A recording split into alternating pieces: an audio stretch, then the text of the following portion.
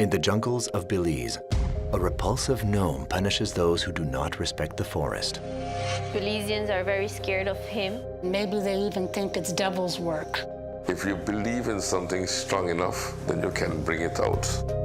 If we don't have respect, then, he gets mad. Watch out for the Tata Duende. Tata is a little mean monster.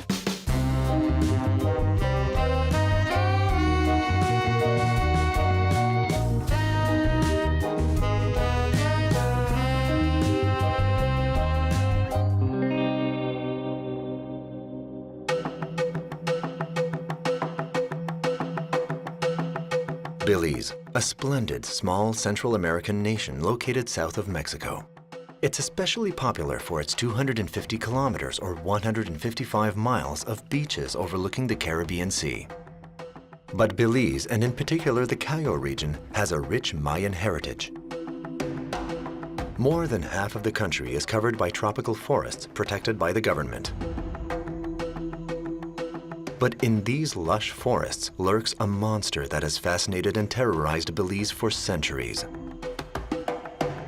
The Tata Duende. A gnome, at times good or evil.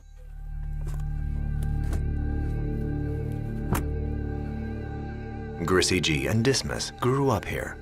My grandpa always told stories about Tata Duende visiting the farm. So we grew up with it. Every weekend we'd go visit and we would hear these stories. So it was very alive in my family. A few years ago, the couple had an experience that left them perplexed. We were driving along the cane fields. It was almost sunset. And Dismas and I were in the back seat. And we just started hearing like a little whistle following the car.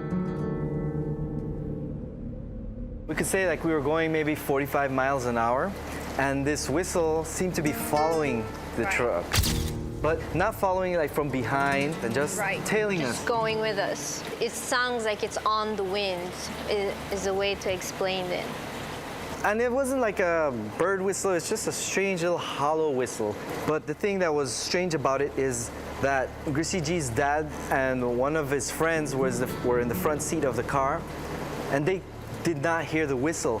And the both of them are like looking at us as if we were imagining it. We got chills and we were like, whoa. I like to say I'm an open-minded skeptic, so I'll question it to try to find logical explanations. But if we're both imagining it at the same time, and hearing it and feeling something weird, throws you in a thing where you start to question your beliefs, and reality is like, is this possible Tata Duende whistle? Or this does give us like a push more that maybe there is something more to it than just stories. Right.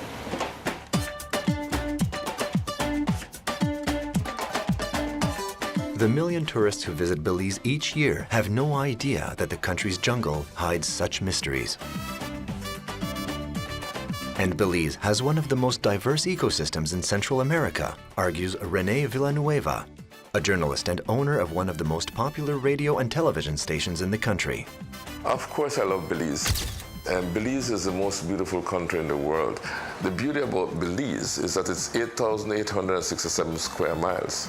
If you travel to any country in the world, you will not find the diversity you find in any 8,867 square miles. When it comes to waterfalls, lakes, lagoons, valleys, rainforests, we have it all packed here.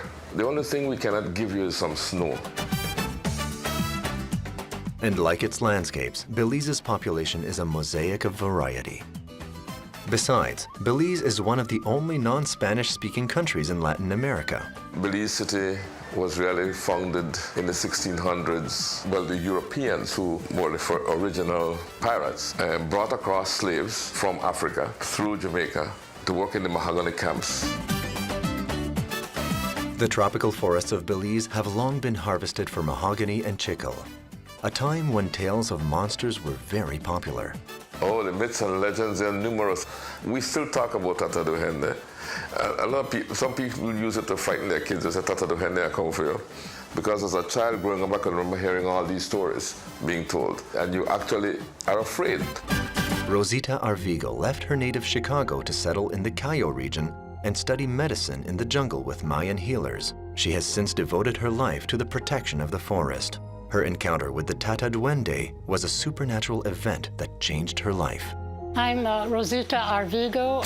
I'm a doctor of naturopathy. As an alternative physician in the 1970s and 80s, it was rather difficult to practice complementary, alternative, natural medicine in the United States.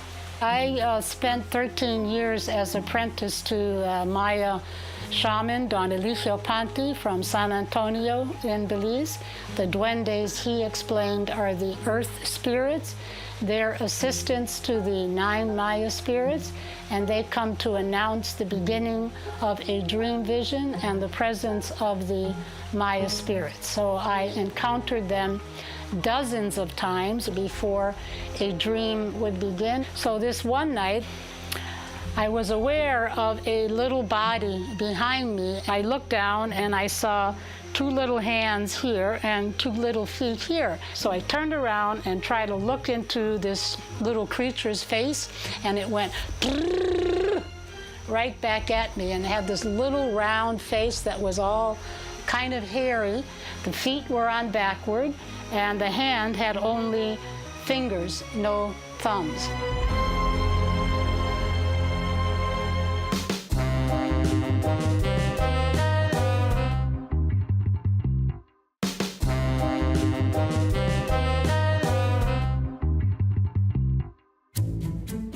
Grissy G and Dismas are on a mission. They have dedicated the last 10 years to reviving the legend of the monster that haunted their dreams as children. We are both artists, animators, and authors. We were originally born in Belize, but we currently reside in Los Angeles. We are documenting the myths that we remember as children, to preserve this kind of telling of the tales. to document these oral traditions that we remember. Even though we live in Los Angeles, we can't help, we think about Belize every day.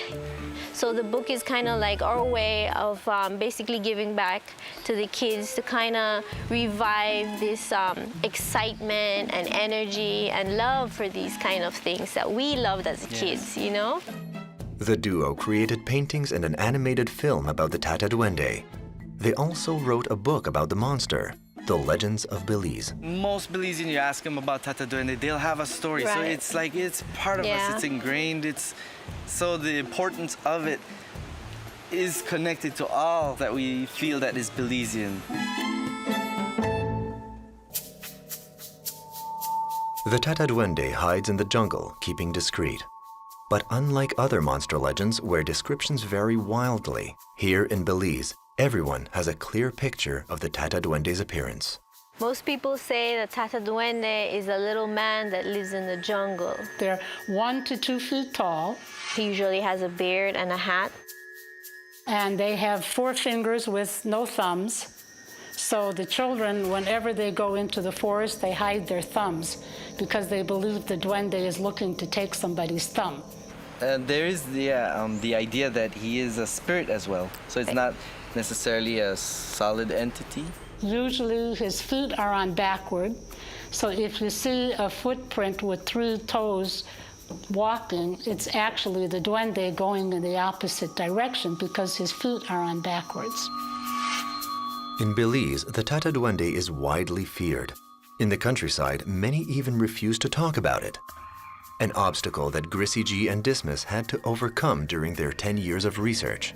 And while making the book, we interviewed a lot of our Belizean friends, and we'd go on road trips, and people we would see on the roadside and just ask them a question, Right. give us something. One guy got mad at us because we asked about Tata Duende, and he really got mad at us and yelled at us because he said because we were asking about Tata Duende, we brought that bad spirit to him, and when he went to the jungle, the Tata Duende scared his hunt, you know, and the minute he was aiming to get the deer, something happened. He said like a whistle, and the deer went. So he said it's Tata Duende, and it's because of us. He believes that the Tata Duende is they like to refer it to as a mala aire, like a bad air, and he said that it's everywhere. Yeah, and once you say his name, you're attracting him. But what do the words Tata Duende mean? The Tata Duende, it's an interesting word. Tata is a Maya word that means a very revered, respected elder. The duende itself, the Duende. word is derived from Spanish, and it's dueño, like a derivative from dueño, which is the owner, dueño del monte. He's the owner of the jungle. Right. So it's the great revered master, how is it translated? And they are the lords, the dueños, the caretakers of the forest, the waterways, the rivers, the trees, and the plants. For the historian Lita Krohn, the Tata Duende is more than a hideous gnome. It also has an educational role for young people. You know, I've always been a teacher, either at the high school, at the junior college, and a couple stints at the university. The kids love these stories. They love these stories. Some of them teach you good manners. Some of them teach you traditions. Some of them teach you, you know, what to say, what not to say, how to behave. I always think of Hansel and Gretel, and they used to say, don't go in the forest. And these parents wanted to take care of their kids, so maybe they'd say, be careful, and they were right, because being in the forest, there's a lot of dangerous things there. Parents, mothers, and caretakers of children often say, behave or the Tata Duende is coming for you. Finish your meal or I'll call the Tata Duende to come take you. So a lot of these stories too, our grandma would tell us, you know, don't go play back there because the little duende will take you away if you don't behave yourself. You know, sometimes in protecting things, you have to be scary. I think so. There's two sides to Tata Duende. Belizeans are very scared of him, mostly. You don't want to get him angry because, you know, they won't be fun for you. If he doesn't like you and he touches you in a negative way, you'll get a fever, you'll start to feel bad. Don't whistle, because that's what he does. You're not supposed to whistle. They can tear your house up at nighttime. They put animal dung in the corn grinder. They urinate on the fire. They put your fire out. They break pots. And he could maybe knock you out, take you to his cave. Since he has power over the jungle, all of a sudden you might have a beehive following your ass, you know? It's just that you didn't know what Tata Duende would do. It was that mystery, you know, that like, oh my God, what could it do, you know? Tata is a little mean monster, but he's being mean to the right people.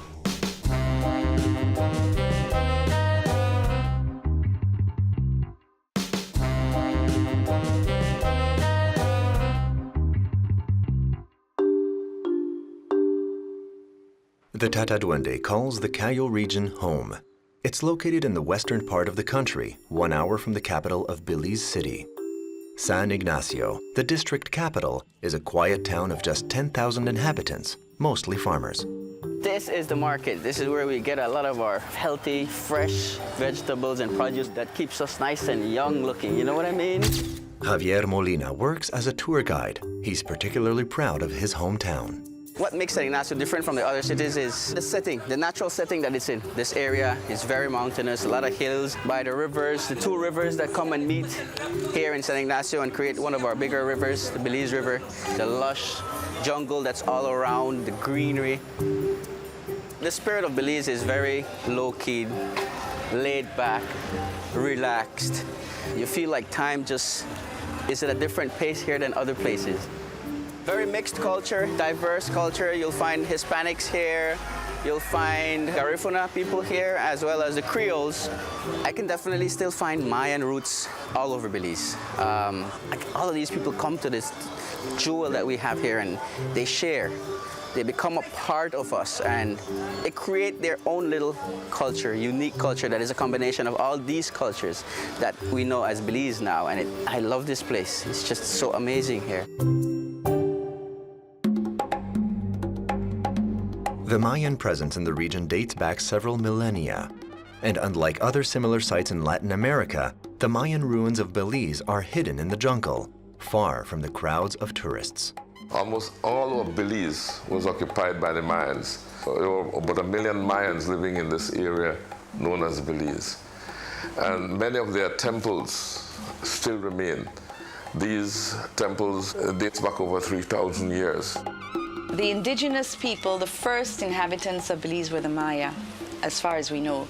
The archaeologists will say Paleo-Indians. Okay, well, they were the grandfathers of the Maya then. The Maya people do believe in Tata Duende, and it comes from their religious beliefs, you know. He's gone through the ages, at least 2,500 years. So he's a pretty old dude. This is a very rootsy thing. The Catholic Church didn't get into the Tata Duende. But why is there almost no written documentation of its existence?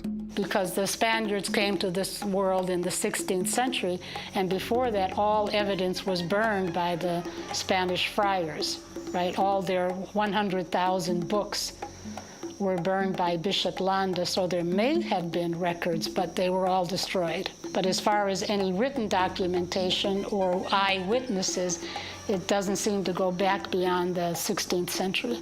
The Spanish friars who originally came here and studied the culture, studied the history, and that myth came out in like the 16th century. It was the first recording of the Tata Duende. All we have are oral versions, oral transition from generation to generation. It was thanks to a strong oral tradition that pre-Columbian culture survived in Belize, and this method of cultural transmission is cherished throughout the country. The different traditions passed down from generation to generation has been oral, through stories. I remember, you know, my parents and grandparents in the little villages around the fire and telling us stories. Definitely you grew up on a lot of oral traditions, a lot of different stories and folklores, like the Tata Duende and all these different mythical creatures that exist in the forest and in the jungles. The coming together of telling these stories is not happening the way it used to happen, and I think it's very important for us to try our best to capture and maintain for our future generations these stories, because if we don't do it now, then they will be lost forever. We'd be boring if we didn't have Tata Duende. Super boring we would be. I think if you ever get rid of Tata Duende, we're not going to be in good shape. We have to keep him right up front. Oral tradition enriches who we are, and that's part of our Belizean identity, knowing all of these personalities of the rainforest and of the sea and of the river and all these places, because culture is dynamic. So maybe first you had the oral tradition, you know, written, TV. So there are other ways you have to keep moving with the times. Hence the relevance of the approach of Grissy G and Dismas, who wish to restore the Tata Duende legend to its former eminence. Do you think the Tata Duende or interpretation will affect our country? I think it's going to bring an interest of another scope or another dimension, because, okay, people come here to see the beautiful Caribbean. You go to the rainforests, you go to the Maya sites, but this is going to give a deeper insight into Belizean culture. Right. Because we're not just sites, we're like a personality, and you know? It's who we are. Right. We're completely different from, say, someone living in Oklahoma. Right, right. These are our monsters. These are right? our monsters. We've got them. We've got a lot of them. How do you feel about people that approach it like it's just a myth or it's just superstition? There's some people that badmouth all these things that isn't a straight Christian thing. We're bringing out something that we've grown up with, and you'll have the takers and you'll have the people that won't accept. But I think you have to put it out there. It's unique. It's very unique. We have this multitude of folklore characters. It enriches our culture. It enriches everything.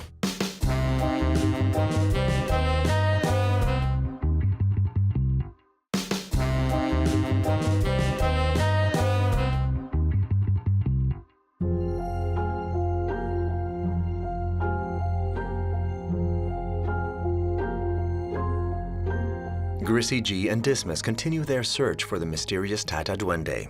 In a small village in the Cayo region, they meet Maria Garcia, a Mayan spiritual leader familiar with this jungle monster. We still believe, you know, that everything is alive, everything have a spirit, and that there are special, entities or spirits that take care of this land, this forest that we call Tata Duende. We know that he is powerful, we know that he's secret, and that's why we do have a lot of reverence to him,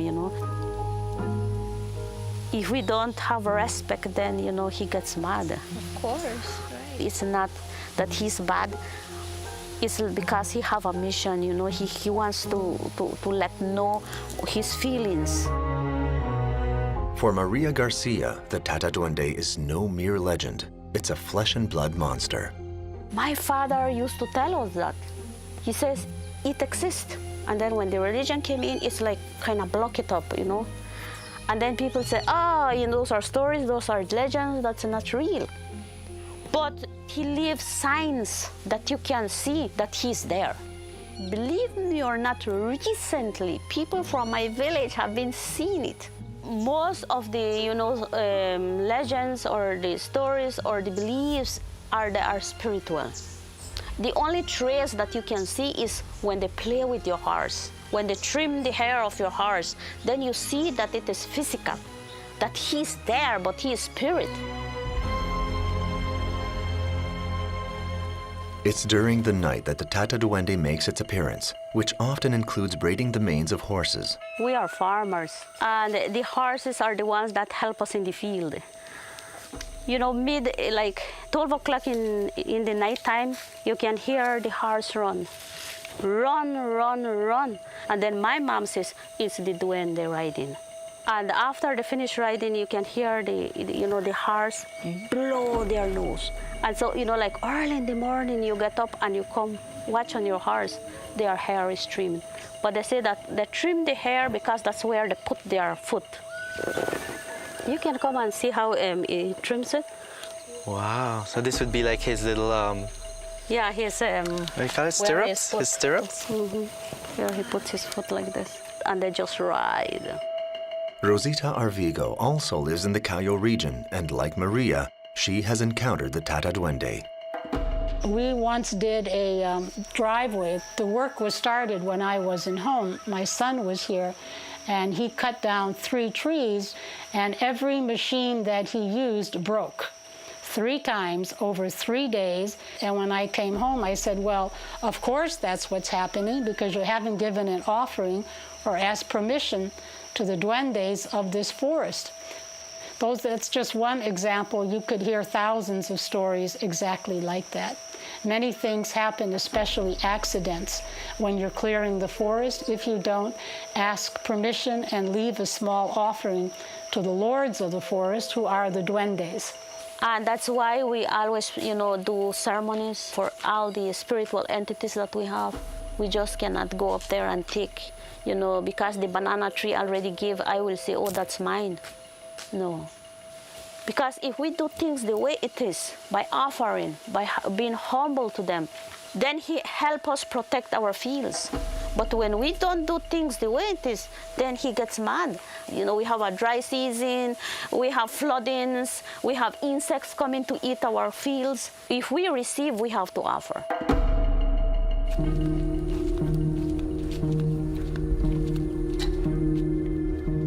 Grissy G and Dismas also want to ensure that they're in the Tata Duende's good graces.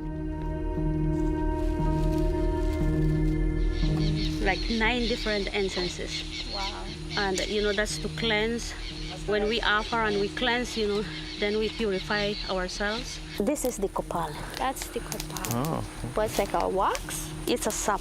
Is it from a tree called Yes, copal? this is one of our most sacred trees. That's what we are going to be offering. And this altar, is it specially designed for? Yes, that is how our Mayan people do their altars. We cut it from the forest, from the sacred forest. We ask permission because we are going to be making a ceremony.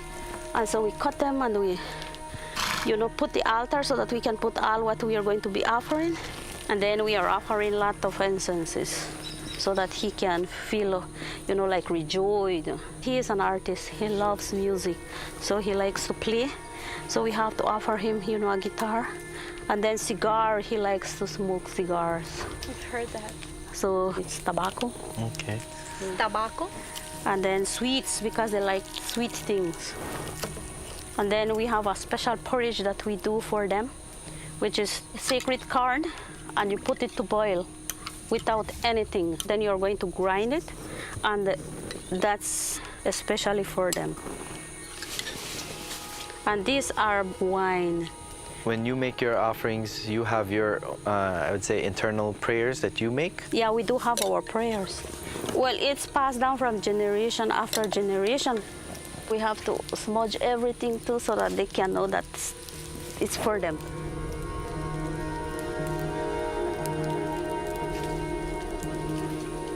He's possibly watching us now? Yes, he is.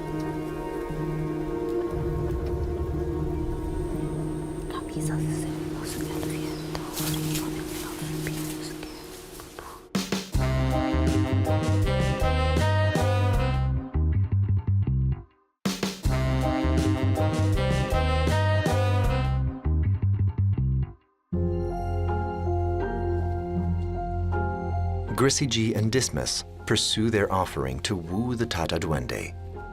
But will the mythical jungle monster appear? When we make ceremonies, as soon as we start to put the altar and everything, you can see the difference. If it's hot sun, you can see that the clouds starts to get together. After it just rain, then the farmers can plant. This is from the sipche.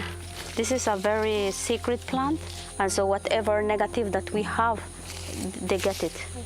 So it'd be like a sponge for the negative. You have to observe your negativity. I would love, the first one to come.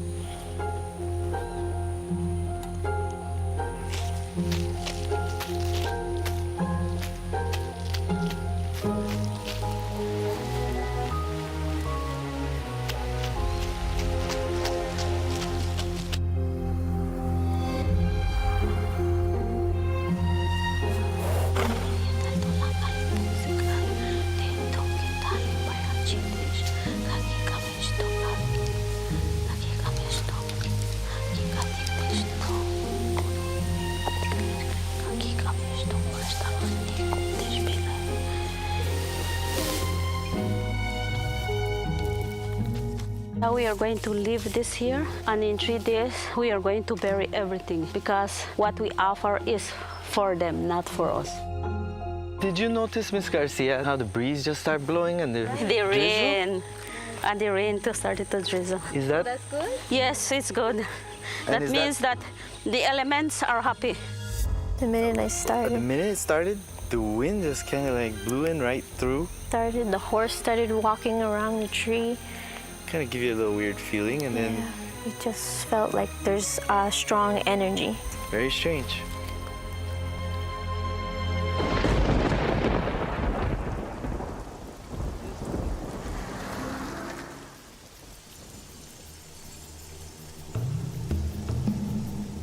We have set borders.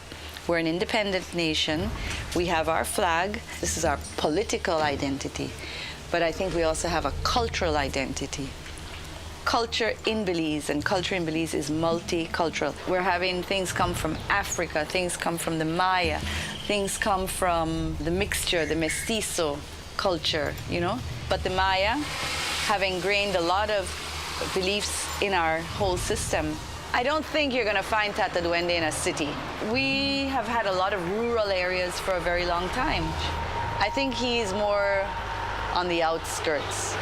Like most of our folklore, they're not urban dwellers, they're rural. Today, 3/4 of Belizeans are Roman Catholic or Protestant, but that wasn't always the case. Most of the Christian evangelists in Belize would say that we shouldn't believe in those things, and maybe they even think it's devil's work, or that the duende is an evil spirit, because they want people to turn away from the old ways and turn their face to the new Christianity. And the belief in those earth spirits is part of the ancient Maya way and part of the ancient Maya religion. 'Cause the Maya, having grained a lot of beliefs in our whole system, I think he is more on the outskirts. Like most of our folklore, they're not urban dwellers. They have had a lot of rural areas for a very long time. I think he's more on the outskirts. They were lesser gods, so to speak. And of course, the modern Christians would rather that the Maya people put all that aside and no longer believe in the tenets of the Maya religion. It's very sad. That's what's happening to the culture. It's gradually being eroded by the needs of Christians to capture souls. But is there any evidence for the Tata Duende's existence? You're kind of looking for a scientific explanation, but there isn't. I think he's got a spiritual identity, and I think he's got a real identity. I think your mind is very powerful. If you believe in something strong enough, then you can bring it out.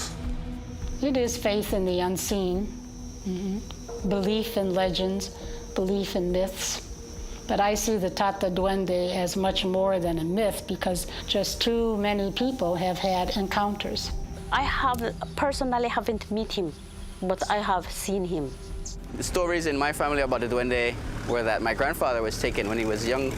He was playing in the woods, and he was led by this little creature that just, kept calling to him. And different people you would talk to would say, yes, your grandfather was taken. Oh, because people think you're foolish or silly to believe in something that can't be proven, and it can't be proven that there is such a thing as a Tata Duende. It's a belief system. Because if people say they've seen him, all right, who am I to say no? But your life follows your thought. You believe in Tata Duende, then you will see Tata Duende. I guess you either believe or you don't. If you have had experiences with them, and as I have, it goes beyond legend. It's something that you yourself experienced, and it's much, much easier to believe it when you felt it. And of course, that one time that I did see the little duende. I've never seen Tata Duende. I believe in him. I believe there's something, there must be something if he's lasted for so long. You can't really prove the existence of Catholic saints, but lots of people believe in them.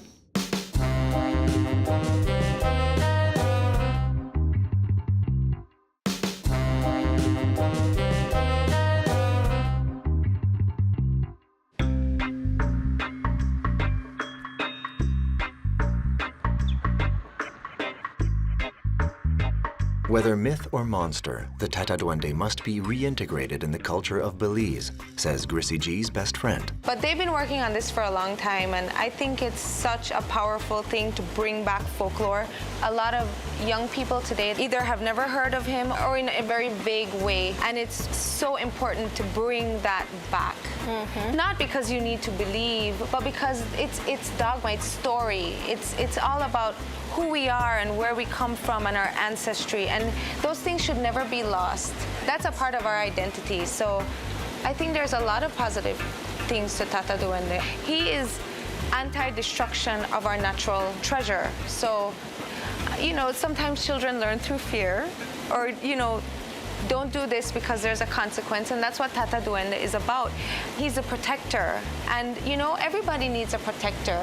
I think he's our first environmentalist, and he promotes moderation. He doesn't mind if you go hunting or if you go picking things from the tree, but don't overdo it. Just take what you need and leave. You don't have to get into big business over the rainforest, and I think that's the way the rainforest has survived. I think we need a lot more Tata Duendes. Us like indigenous people, we love the forest. The forest is our home. So if we don't care, and take care of it, then what will happen? Right. The future generations are there, and we have to leave something for them. So it is important to preserve it. So if this story is to preserve the rainforest or the jungles, it's a good one to teach. If more young people, get into preserving the culture, the environment, our natural resources, I think we are on the right path.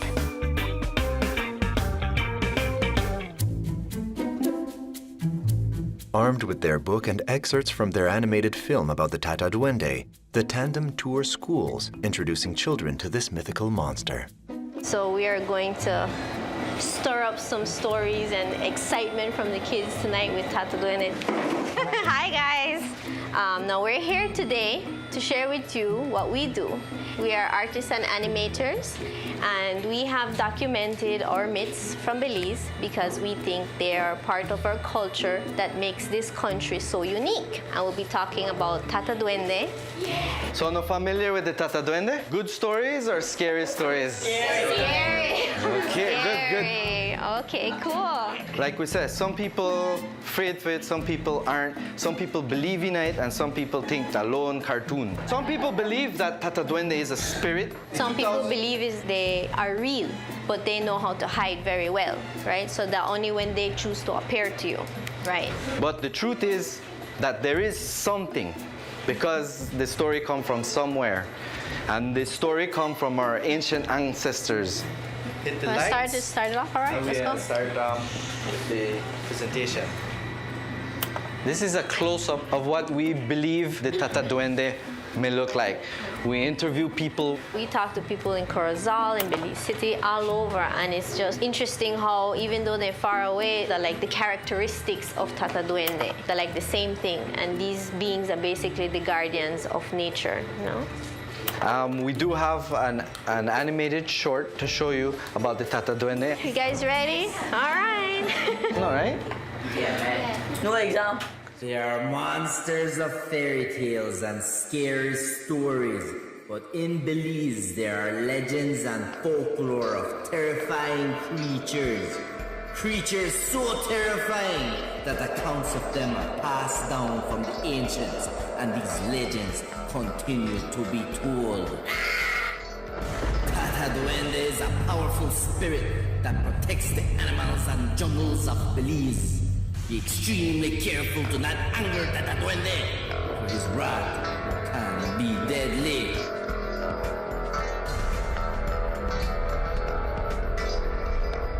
So, thank you guys.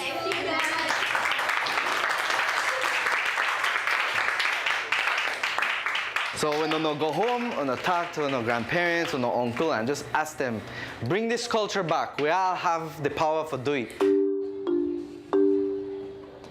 I had a very interesting presentation on Belizean folklore. My parents would also tell me stories as I went growing up. Apart from that, you know, it's put aside. So it's something that needs to be recovered and moved on from generation to generation. And some people might say, oh, they're just stories. But it's a part of the culture when you talk about here in Belize. Children growing up need to know about these things, and they need to pass it on to their children. It's part of their history.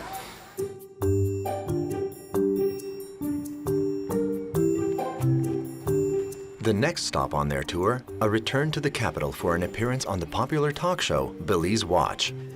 The host is also the owner of the premises, Rene Villanueva.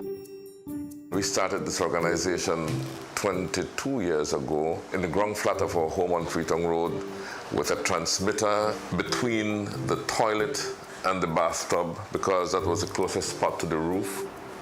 Here, Mr. Rene, the books are out. They're now on Amazon, and we hope you enjoy them. Put together, we're going to talk about this evening. Right, thank you. Definitely going to talk about this evening. This is great stuff that is being done to preserve these parts of our history that are so important, so vital for us. Thank you. Thank you.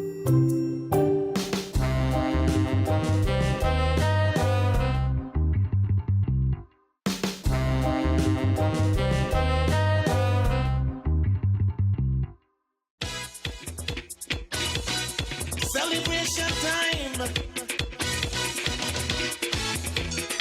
Grissy G and Dismas are preparing to make their television debut in Belize.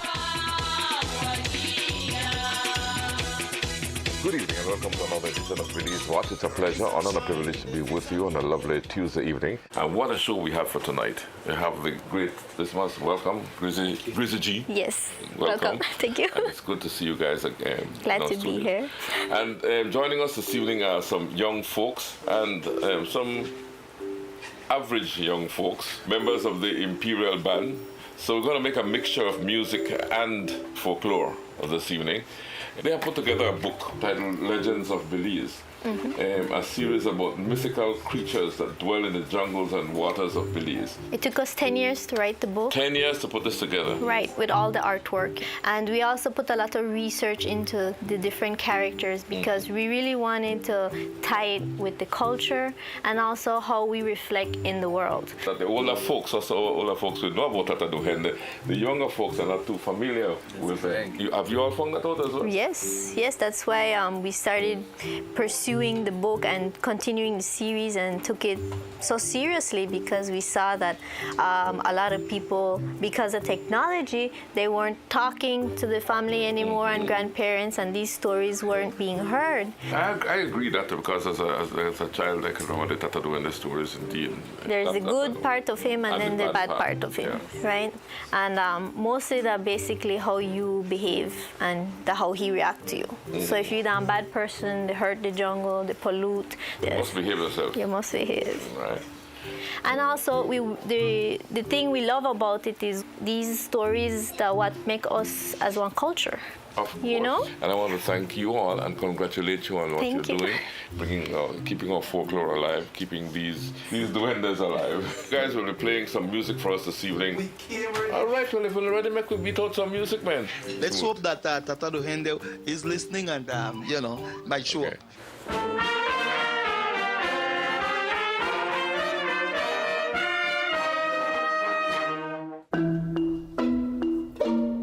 This Tata Duende that wants to protect the forests may do useful work for Belize. The ecotourism sector is booming in the Cayo region, and the development of this promising industry is now a priority for this small Central American nation. Tourism already accounts for 12% of the local economy. We subscribe to ecotourism, leaving things as natural as we can. Per capita, we'd have more marine reserves, more forest reserve, more river reserve, more lagoon reserves than any country around us. If you want natural things as natural as they can be, this is Belize. Does the Tata Duende have a place in contemporary Belize? Absolutely, says historian Lita Crone. If you ever get rid of Tata Duende, we're not going to be in good shape. We have to keep him right up front. He's a rebel. He's like saying, listen, if you can't take care of it, I've got to take care of it. And if I have to use scary tactics, I'm going to use scary tactics. That's the way the rainforest has survived. You know, I guess I was taught to fear the Duende. It was something that's scary, something you didn't want to run into. But eventually, as you get a little bit older, you realize that he's a good guy. He's just doing his job, which is protecting this beautiful jewel that we have, protecting nature and a part of Mother Nature. To me, Tata Duende is just a folklore that was used to entertain. I haven't seen Tata Duende. Some people say they have seen him. In America, there are elves and fairies. Very strong tradition of elves and fairies. The Tata Duende is like an elf or a fairy creature. I've never had the privilege of seeing him. I don't know if I really, want to see him or not. I'm not too sure about that. Sometimes they would be reluctant to admit that they have seen them or that they believe in them because they don't want to be ridiculed or laughed at. Me, I don't care. Laugh. I believe in them. People are cutting too much forest. The forest is their home, so we just cannot cut it for them.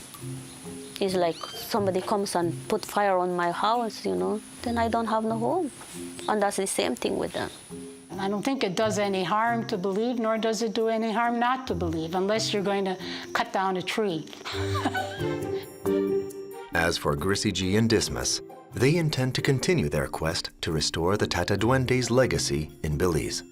It's an honor, like we're guardians of these myths, and now we have to make sure we can share them. When we started our series, there was a map of the amount of virgin forests in Belize, and it was a lot. And then, but quick, within 3 years of that, we started to look at these news things, news articles and pictures that the forest is depleting like fast, acres and acres. So we really believe like a lot of these stories need to kind of come back and to remind people that this is important. This is life. This is what brings people to our country, so don't destroy, you know, you gotta take care of it because the Tata Duende is everywhere. In the state of New South Wales in Australia, an incredible creature roaming the tropical forests where few dare to tread. From out of nowhere, this animal just came and pounced and grabbed it around the neck. Here, it's called the thylacine. Something jumps out from the gloom and disappears. It could jump like a kangaroo, but it could walk like a dog. They were really interested in the blood. Yes, I've seen something like that too, but I didn't want to say anything about it.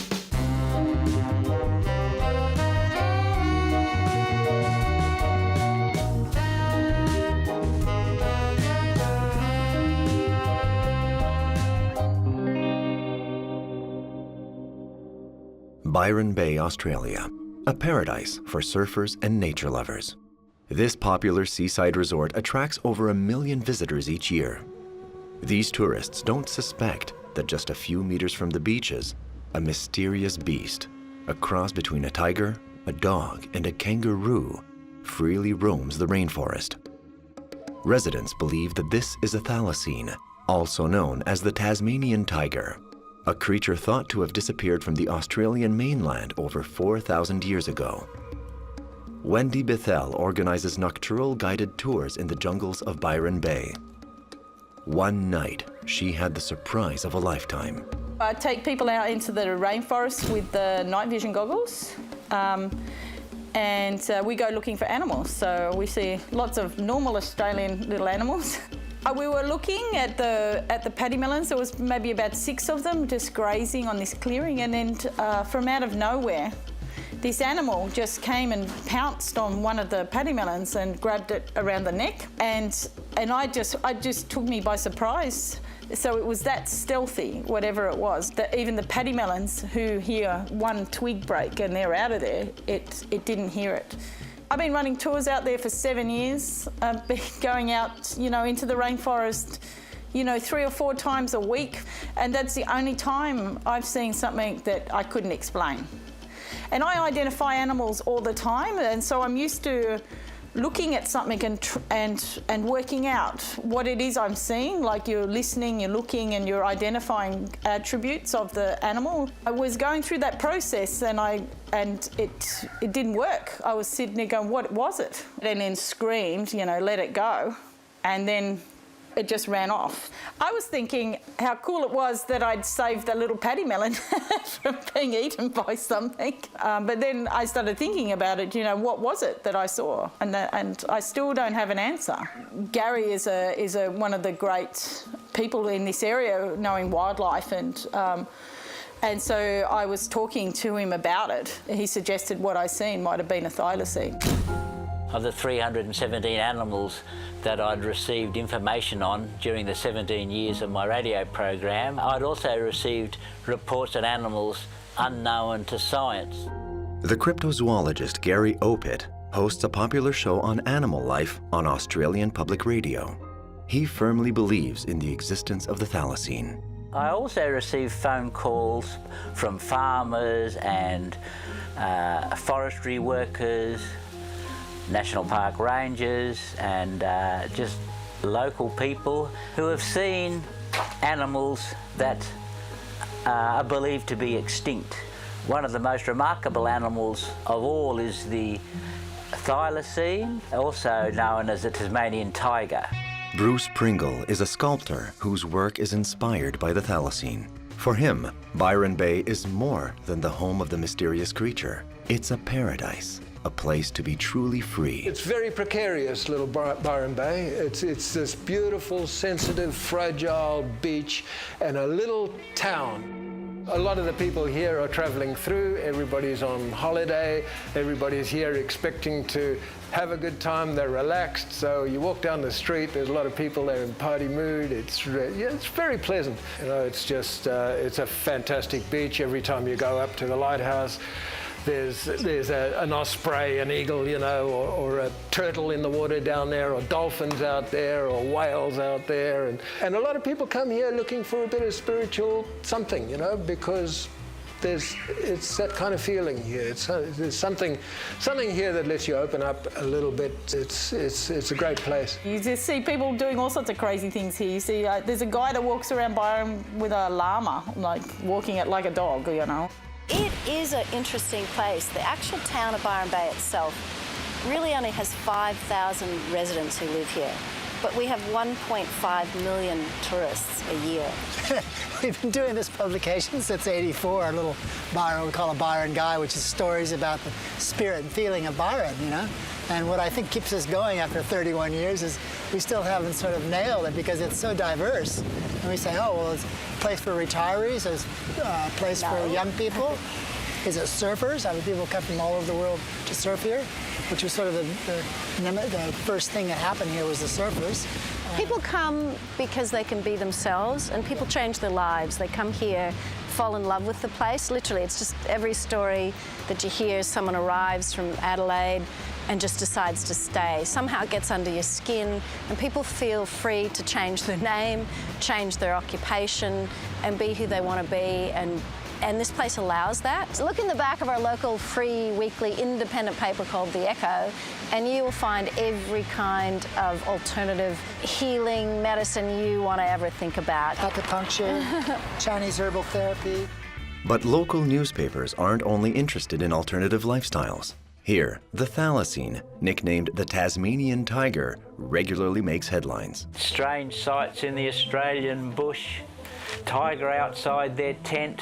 Woman claims they saw Tasmanian tiger. Credibility given to tiger sightings. Beast of Byron on the prowl. Genuine thylacine spotters earn their stripes. Panther or thylacine prowler gets around. Our bulletin magazine at one time offered $1.25 million for evidence of thylacine surviving to the present. And if we do find evidence that it exists, it'll certainly make worldwide news.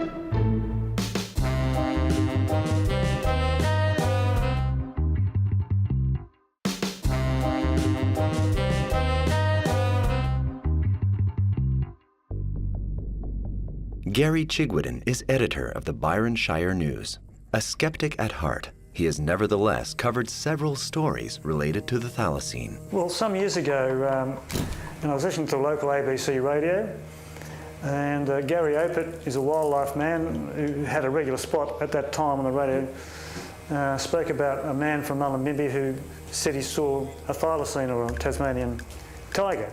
And being the editor of the paper, my ears pricked up and said, oh, this could be a good story. It was 3 o'clock in the morning when Mick and Fabi saw an animal coming towards them along the side of the road as they were driving north.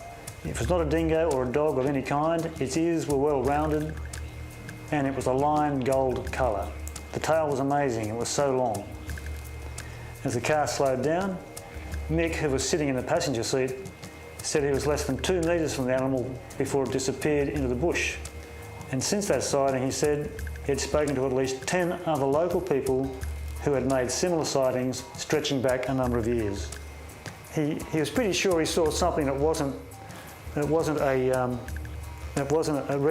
dog or a regular thing that he'd seen, and he was fairly convinced after doing some research that it was a Tasmanian tiger, a thylacine. They weren't spinning me a yarn. They weren't just inventing a story. They were convinced they saw something a little bit different.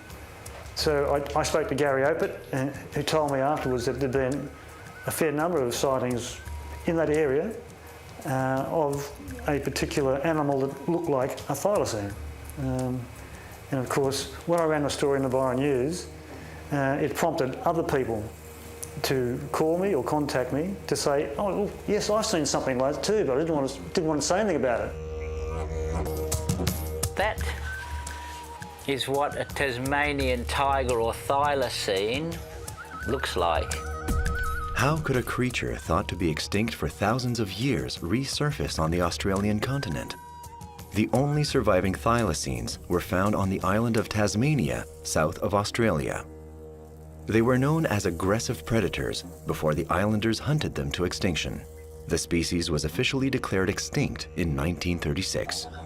The Tasmanian tiger is a marsupial, and it looks very much like a dog, and so it's been known as the marsupial dog or the marsupial wolf, and it's often referred to as the tiger because it has stripes on its back. The last thylacine images date to the early 1930s. But then, what have all those witnesses actually seen? Biologist Mary Gardner is interested in endangered species. She admits to having been shaken by some of the sighting reports. I walk through the area all the time, and one of the most exciting things is actually spotting the wide variety of different wildlife, and there's lots of it. And you get to expect certain things, and you can also be surprised, in spite of your training, to see things that you wouldn't think are possible. It's a typical kind of story. It was twilight, it was dusk. Every good story starts that way. Going along between the edge of the pavement and the forest, something jumps out from the gloom and disappears again. The creature was caught in the headlights, and I thought, oh, that's very strange. And it didn't do anything that I thought it would, and it disappeared. And it was later that I went through ticking the boxes, trying to figure out what it was. And I thought, oh, that doesn't make sense. So that's the mystery. Because what I ended up thinking I saw was a thylacine. What else has those kind of ears, that kind of bony rump, and the tail stripes, and that very rigid, strange tail? I rang up my friend Gary Opit and I said, you've been here a long time, you've seen lots of things, what do you think? And he said, well, we just have to put this in my catalog of anecdotes. And he's got quite a catalog of anecdotes. Majority of people living in cities, they don't really know what a Tasmanian tiger or a thylacine is. When they phone me up, they don't say, oh, I've seen a thylacine or I've seen a Tasmanian tiger. They say some mad person has bred a kangaroo and a dog together. You'd think it was going to be a dog, but it wasn't, and it wasn't a kangaroo. Well, it looks very much like a dog more than anything else. It had a tail like a kangaroo, it could jump like a kangaroo, but it could walk like a dog. This here is a photograph that was sent to me by one of my listeners, and it shows you the redneck wallaby that had been eaten on the grass outside his window under the clothesline.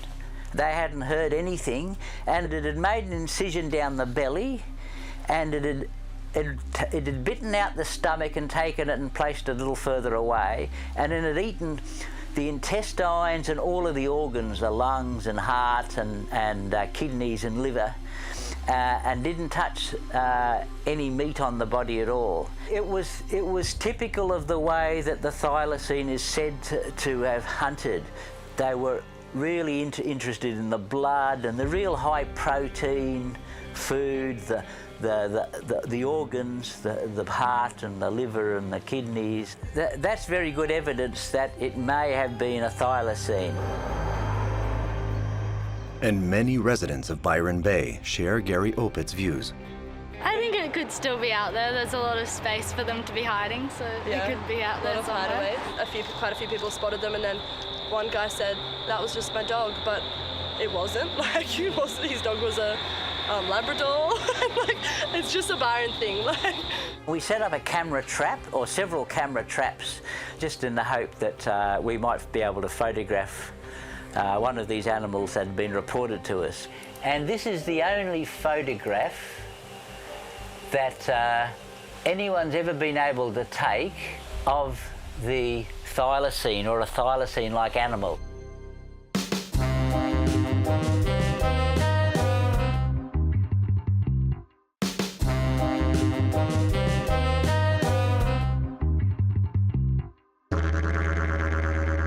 Open-mindedness is a key feature of the residents of Byron Bay, according to Bruce Pringle.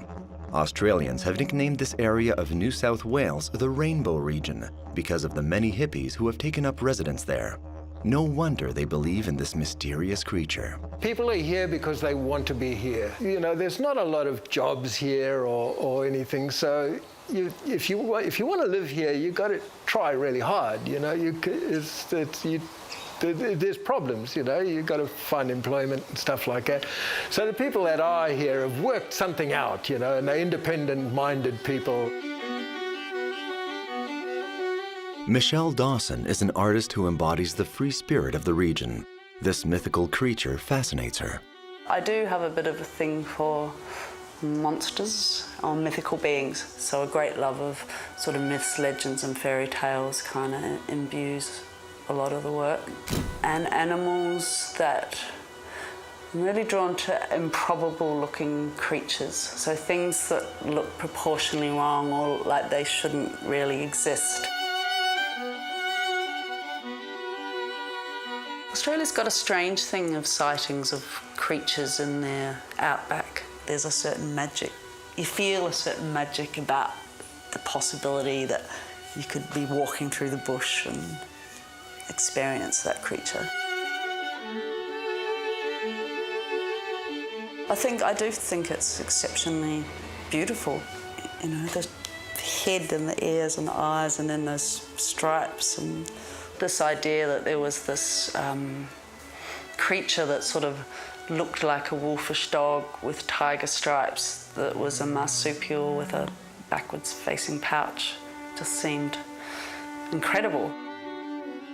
Shortly after I came here, that there was a spate of people claiming to have seen it here. And that's quite interesting in that those sightings go back to the early 60s. And when you read the descriptions, that you have to actually say that they really, really clearly describe a Tasmanian tiger. It does disturb and surprise me when I see that on a general level how little people know of it. There's cave drawings of it. It just goes back so far. You know, it did last for so long before we turned up, really. In Berlin, at the Museum of Natural History, the Australian paleontologist Michael Archer shares his passion for the thylacine. It makes me extremely sad. Apart from seeing the most amazing animal in the world stuffed, standing in a case when it should be live next to me, when I read the label says they went extinct because people changed the environment in which they lived. That's not why they actually went extinct. They went extinct from lead poisoning. We shot them all to death.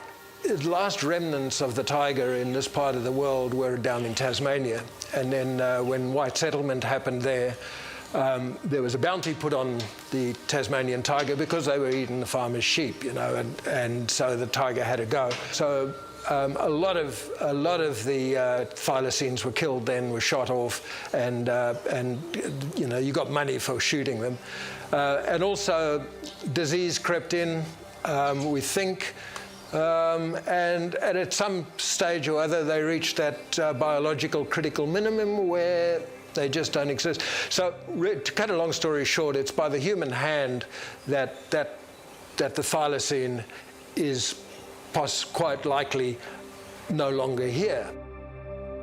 The idea that they would actually literally hunt it to extinction, put a bounty on its head and wipe it out, that those early settlers in the main didn't see it as wondrous, they just saw it as a threat. And maybe because it was so strange looking, that fear of the unknown. I think the global obsession with thylacines goes into this zone, fascinating zone of cryptozoology. We find people on every continent have imagined very strange creatures like Loch Ness Monster or like Yetis and things, and they've grabbed them and they want to believe they actually exist. In the case of the thylacine, there's no question about it. We know it existed. The argument is whether it still exists. So those same people who want Yetis to be alive and the Loch Ness Monster to be swimming in that loch in Scotland want the thylacine to be alive. These cryptozoologists get to be extremely serious, devoting their whole lives to the search for any evidence that would convince someone else that it's still here.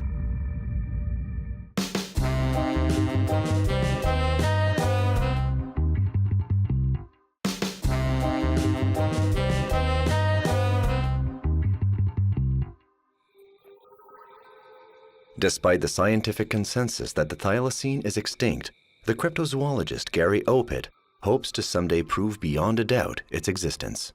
So these two footprints were made by Percy Trezise in 1984 and given to me.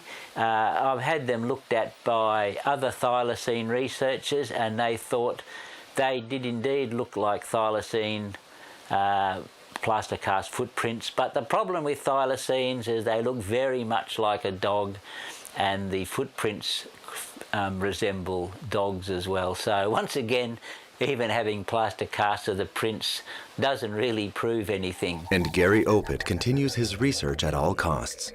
In the company of Wendy Bethel, he takes us into the tropical forests of Byron Bay. Today I'm going to guide us into a piece of rainforest that I've never taken anyone into before, and it's particularly interesting because I've received several accounts of thylacines from that locality from several different witnesses. Here around Byron Bay, out in the hinterlands, there's some forests around here and some gullies and some bush and some rainforest around here. There's incredibly dense, wild country. Nobody goes. There's no cows, there's no sheep there, there's no dogs, there's nothing. You know, people don't go there really. A few occasional hippie will go wandering down through there, you know. And if one of those guys or women says to me, I saw a thylacine, I'm going to say, yeah, cool. You know, don't tell anybody else. Gary Opit's approach, meanwhile, is serious.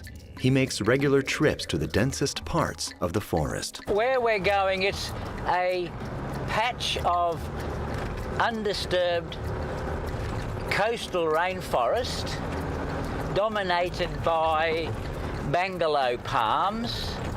So it's a perfect habitat for native Australian animals and maybe even thylacines. We only discovered this forest by looking on the computer on Google Earth, examining our local area, and found a rainforest we didn't know existed. Park here on the right. So we always need our backpack, in which I've got a pair of binoculars and a camera, a bit of water, and a bit of insect repellent just in case there are too many mosquitoes. And all we have to do now is cross the road and head into the rainforest. This is the locality where there have been reports of thylacine-like animals, so perhaps there's one of those lurking just ahead. Oh, there's a real track in here. Directly to the west of us, a local farmer on 2 occasions driving his tractor very early in the morning encountered an animal very dog-like with very distinct stripes on its back, and he was very sure that he was looking at a thylacine, and if it was in that open grassland just over there, then this would be part of its hunting territory, and it could move for scores of kilometres along the coastline and inland on these wildlife corridors. So now we've come to the wonderful bungalow rainforest. This is the kind of country that they would very likely forage through, looking for small animals, rats, mice, bandicoots. One of the reports that I received was of a farmer walking through some forest near his farm, and in the base of a tree he found 2 animals around about the size of a small cat with stripes on their backs, and he realised he had found a couple of young thylacines. He had a good look at them and then off he went. If he'd picked those animals up, he would have made one of the greatest zoological discoveries on Earth. The thylacine now would be a known surviving animal, and there'd probably be an intensive breeding program with them. So is it possible? Is it possible that there's something out here, or that there's still thylacines in the world or around here? It's certainly possible, but is it probable? Anyway, we'll continue on. There's nothing like going off the beaten track with you. Oh, it's wonderful.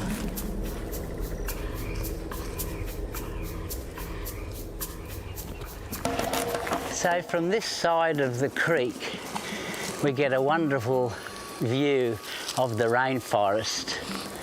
This would be perfect habitat for it because it could hunt along these grassy areas beside the creek, and then it can cross back into the forest on these fallen trees. I just find it that every single time someone sees one, that no one's able to photograph it, or it's sort of, you know, everyone's got camera phones and walks around with cameras, so why isn't there any photographic evidence?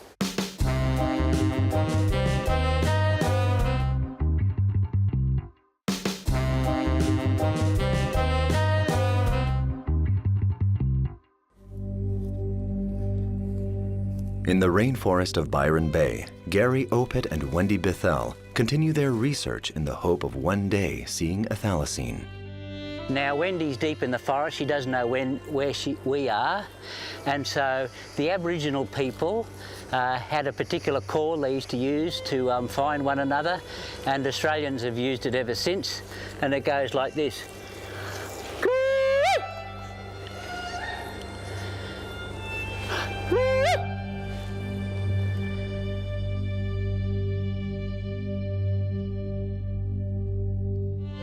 The witnesses usually say that they can move with incredible speed and make very little noise.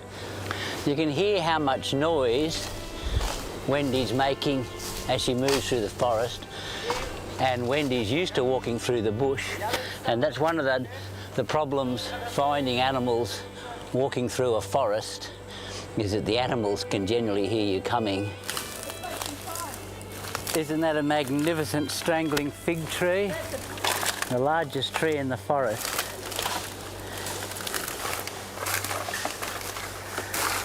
So I think the time has come for us to leave this wonderful palm grove and climb up into the old sand dunes.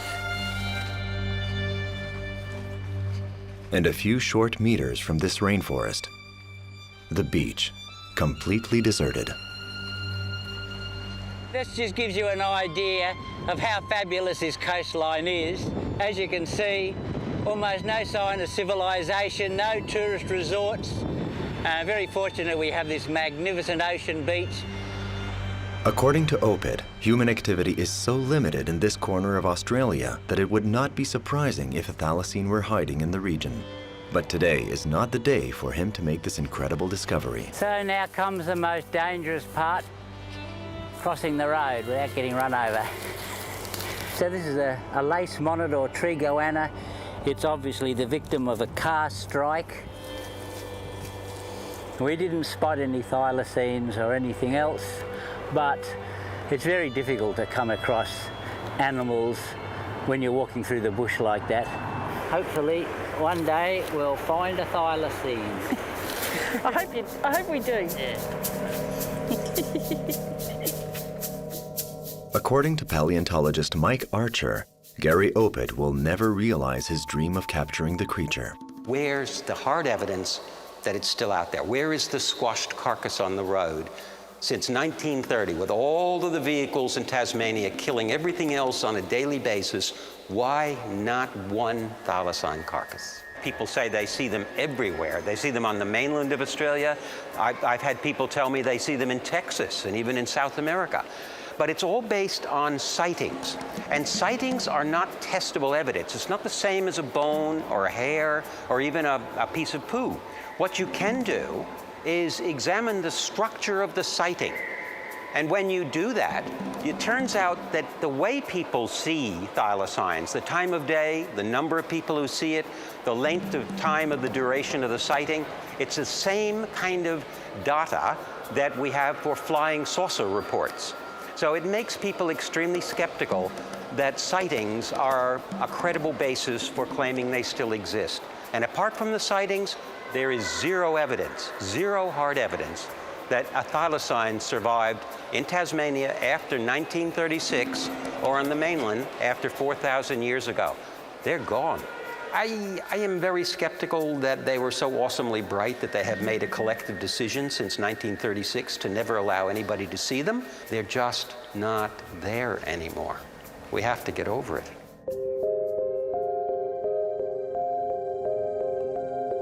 But in 1996, the discovery of a thylacine carcass shook the scientific community and revived Gary Opit's hopes of conclusively proving the existence of the creature. They did find a perfectly mummified carcass or body of a Tasmanian tiger in the Nullarbor Plains in Western Australia, and it was in perfect condition. It still had the fur on it. They did a radiocarbon date on some of the skin, and the date received was 3,000 years old. Some friends of mine had found a mummy of a thylacine on the floor of a cave, appropriately called Thylacine Hole, on the Nullarbor in the southern part of the continent. At first they thought it was evidence that the thylacine had just recently fallen into the cave because it still had eyeballs, it had a tongue, it even had a musty smell.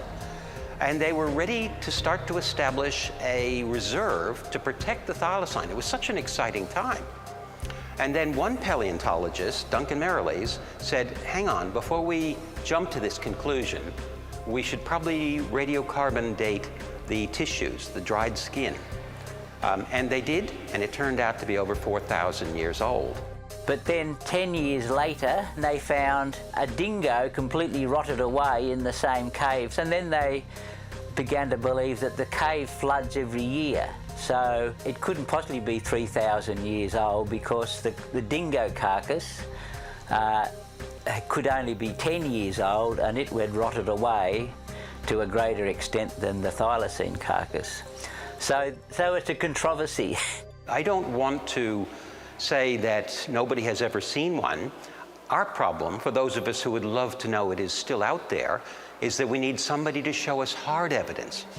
There are well-known mental phenomena that basically involve people seeing things that they love or they severely miss. Somebody whose loved one has died, something like 10% of people will see that person on the street within a month. But if you really want to see something badly enough, your brain is designed to fill in the gaps. If you see an animal in the bush that's dog-like, your brain may add the stripes if you really want to see a thylacine. It's a very flexible organ. It's part of the reason why, frankly, seeing is not necessarily believing. Now, most people, as we know, believe in shooting the messenger.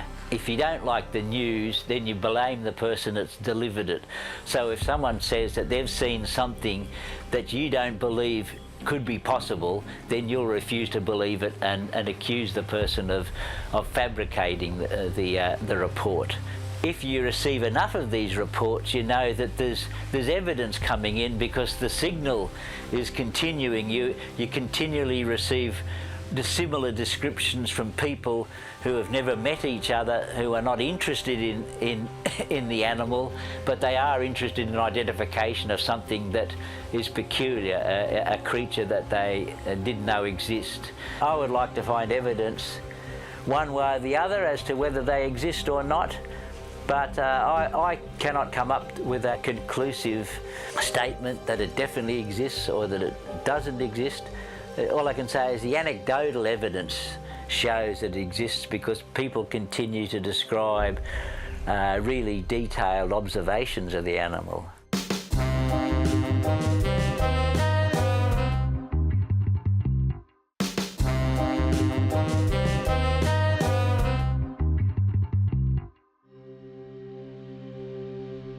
Outside the scientific debate on the current existence of the thylacine, Michelle Dawson focuses on its place in the hearts and minds of Australians.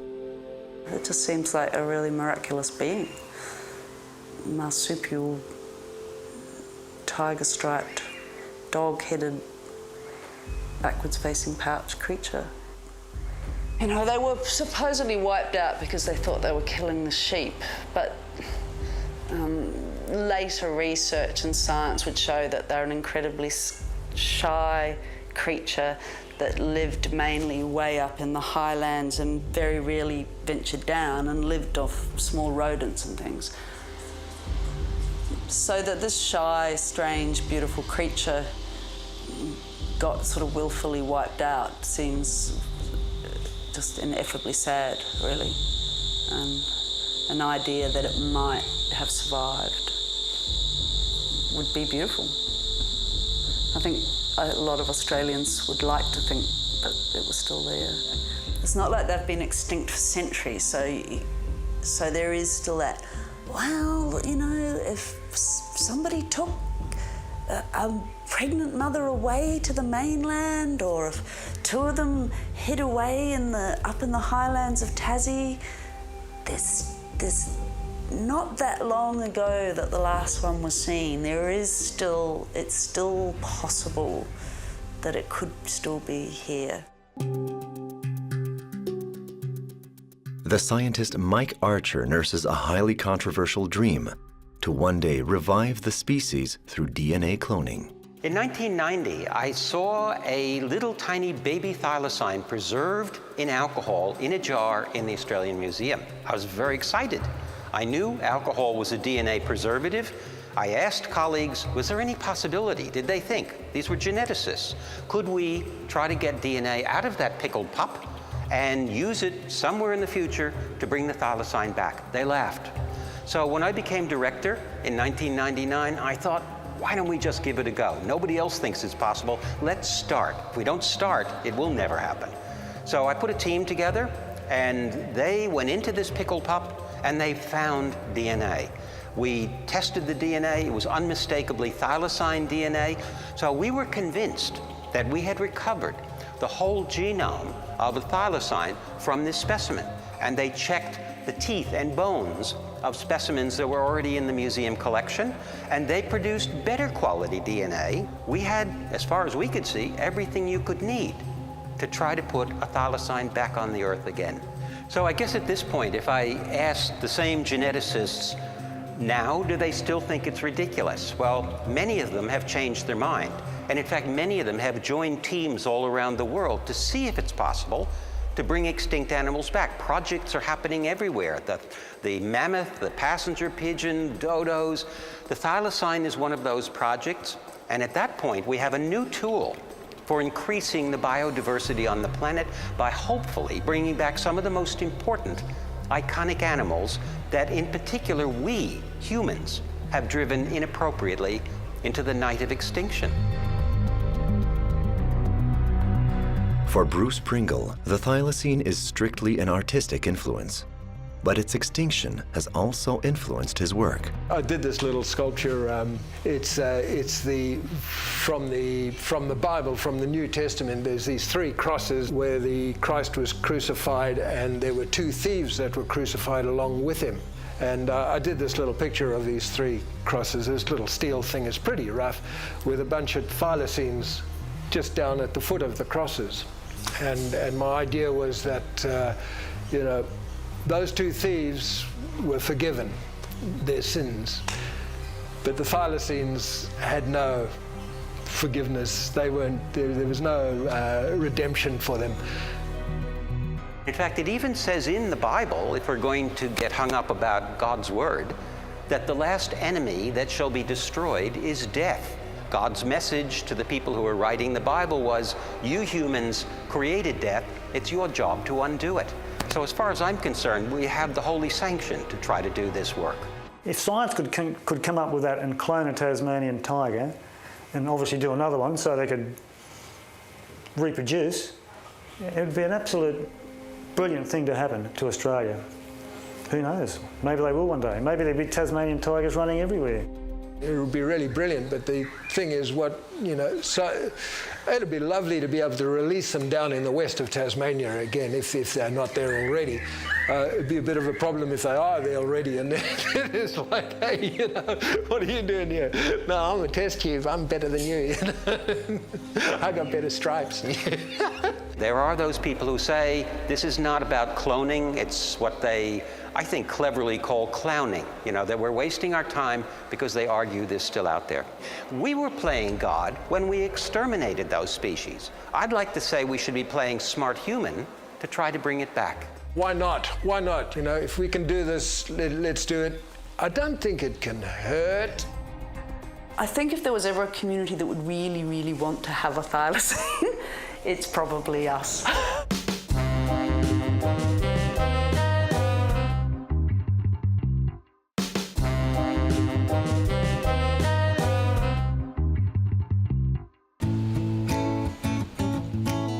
Is the thylacine extinct, or has it been surviving in secret for all these long years? The question divides residents of Byron Bay. There have been sightings over the years, sporadically, but there are things out there. Yeah. I'm not quite sure what they are, but they're out there. Yeah. Is there a thylacine around still? Don't know. Down in Tassie, they see them regularly. You hear somebody's seen it. I know that most people I know say if they see a thylacine, they're not going to tell anybody. I don't know. I haven't seen it. I haven't seen it either. They will never tell them where they saw it. They will keep very quiet about it. But I've seen some strange-looking creatures around my property inland, but I've never been able to identify. You hear things on your roof at night? Yeah, hear things on your roof, and there's some... Could be possums. It could be anything. Yeah. There's koalas there too. Strange spirits lurking.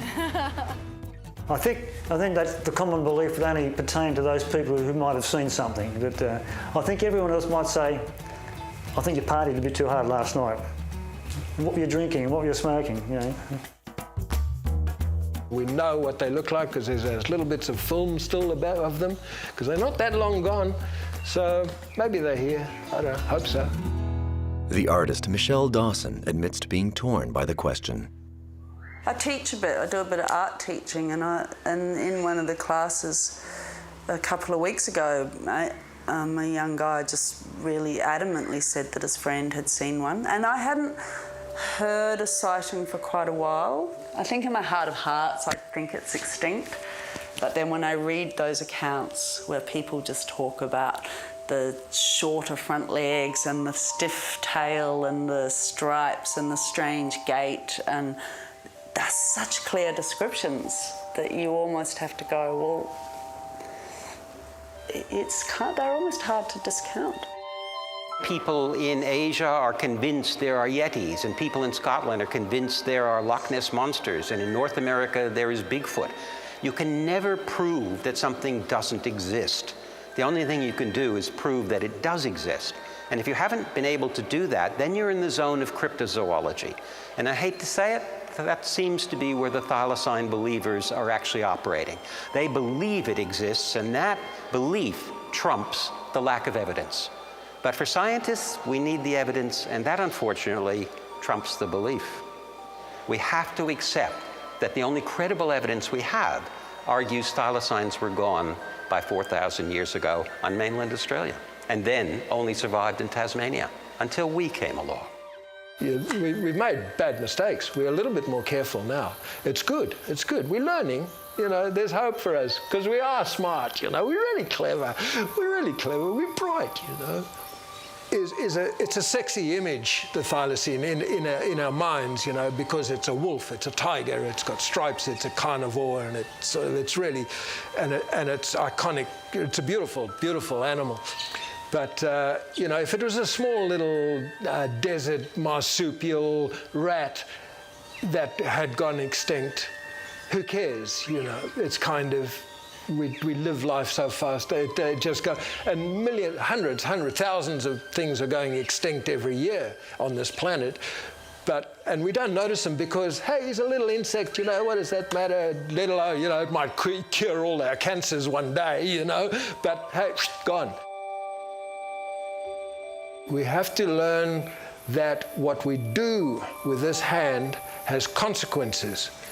Everything we do becomes solid and becomes real. And we have to be careful.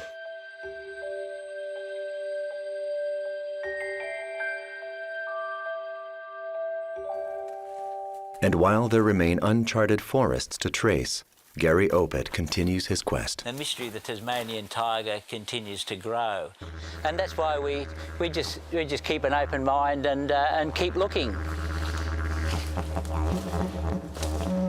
I love the people here. They embrace nature. They embrace tolerance. You know, beautiful, sharing people. We still have this reputation that we're like dope-smoking hippies. It's a crazy place, but it's our crazy place. We love it. In a quiet Norwegian lake, a mysterious serpent swims, the pride of local residents. The boat was just lifted up. Then we were scared. It's known as Selma, the monster of Seljord. She suddenly saw the thing. We could see waves being produced pretty violently, so nobody really knows anything about what's down there. Quite scary, I guess.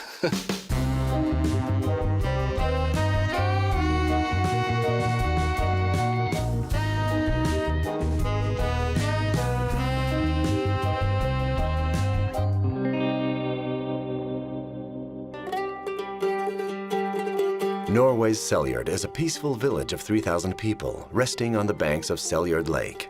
Here, 200 kilometers or 125 miles from the nation's capital of Oslo, nature reigns supreme. The Seljord Lake is the jewel of the region. It's 16 square kilometers or 6 square miles, kept pristine by local residents. And they take pride in the presence of a creature that arouses much debate. Selma, a lake monster by turns amusing and terrifying. This is the case for Stig Ellingsen. While testing a new boat on behalf of the Red Cross, the former military man had the scare of his life. The Red Cross has just bought a new boat, like a diving boat. The motor was new, so we should drive very slow and take only the tour. And we was in the middle of the lake when it's deepest. It's like we slipped up and then it's go like this. And we heard the motor was up in the air, and then it's fall down again. And we think that it was on timber. Started up with the boat again and drive about 3 meters, and then the boat was just lifted up. Approximately about this up from the lake. We were 3 people on this boat. It's about 200 kilos with the motor. So it was very heavy. Then we were scared. Just started up the motor and drive into the land as fast as possible. We felt that it was something in the lake who is living and have lots of power. Jan Svartal, the mayor of this small town, is particularly pleased to have so polarizing a creature living in Seljord Lake. Seljord is a small place, a small municipality, but we have 700 square kilometers. So we have a bit space around us. We drive around the lake when we are going out of Seljord, and we look out to see if we can see the sea serpent. People have seen it also for hundreds of years. 200-300 years ago, we have stories about this phenomenon. We take a bit advantage of it because it puts Seljord on the map, but we don't have the tourist machine like in Loch Ness. One of the region's biggest draws to outsiders is a summer camp suit on the lake. Its manager, who is also a part-time teacher, has a passion for the monster. Although she's never seen the creature, she hopes with all her heart to meet him one day. My grandfather owned the farm, which now is the camping. My parents, they started to make the camping ground about in the middle of 80s. My husband and I started running it in 2006. I think we are really lucky to have the legend or the sea monster. We are sitting here every morning eating breakfast, and we are looking out and see if there is something. So I really hope that I will one time see the large thing coming up It's not necessary for me to see the hole with all the bumps, but I can see one large one, and then yes. I hope so. I'm sad about it, but I haven't seen it. Even if I have the view and I really look for it, I always have the explanation of what I see. I have met lots of people who have told me that I've seen it. I've heard people just waiting on the beach, or maybe they're sitting in their caravans and watching out, and then they see something. One of my students, she was at the tower, and she caught it on movie. Something strange, really long. She really believes that she has caught a sea serpent. They were watching out, looking, of course, for the sea serpent. I guess all people visiting the tower are doing exactly that. And then she suddenly saw the thing, and she caught it on movie, and they showed it to me, and I think it was really interesting. Too many people which I trust, and I think they are. It's not drunk people from the pub. It's just normal people on vacation or driving, or they say that I have seen something, and I trust that they have seen something. The one in charge of Sellyard's future was luckier than Salfred. I have seen something, yes. I have seen these. It may look like waves. They are moving like a whale up and down, and I saw like buckles on the sea. So, and then the one in front disappeared, and a new one came up behind. And then, you know, when the head goes down, the first one will disappear, and the buckle will move backwards until it disappears behind. So, you know, it has a special way of swimming. Where did they come from? According to the observations, the only explanation is that it is a serpent, a sea serpent.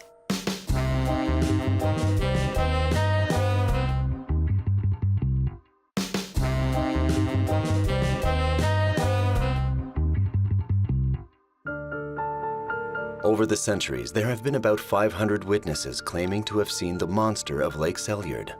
For her part, Salfred Bjorg watches the lake carefully every day in search of clues that could lead to the monster. The home of the legend, the serpent, Sjöormen. That's the name, Sjöormen.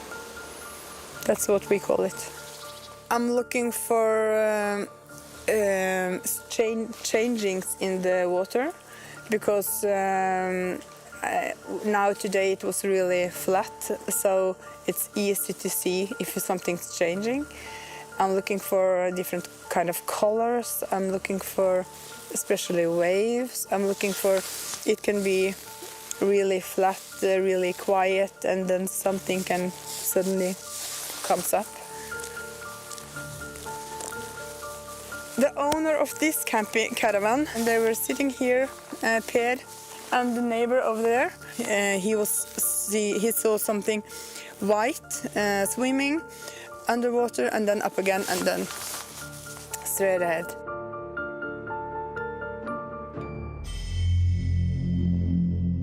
Peter Fjagesund, professor of literature at the University of Telemark, is interested in the folklore surrounding this monster. According to him, the way the monster is said to swim contributes to its mystery. It's just called the Sellyard serpent, usually. I think the most common portrait is really like a big log, like a big, sort of the length of a proper tree, you know, and also with vertical movements, the classical sea serpent movement, which is, of course, rather peculiar, because these vertical movements belong to mammals and birds, whereas reptiles and fish move horizontally. So it suggests that it's not a reptile or a fish. The monster's description varies in small ways depending on the witness, but everyone agrees it has the body of a serpent of about 15 to 25 meters or 50 to 80 feet in length. Its head is a cross between a snake and a horse. And then it's usually dark or black or brown, something like that, and a sort of thin neck.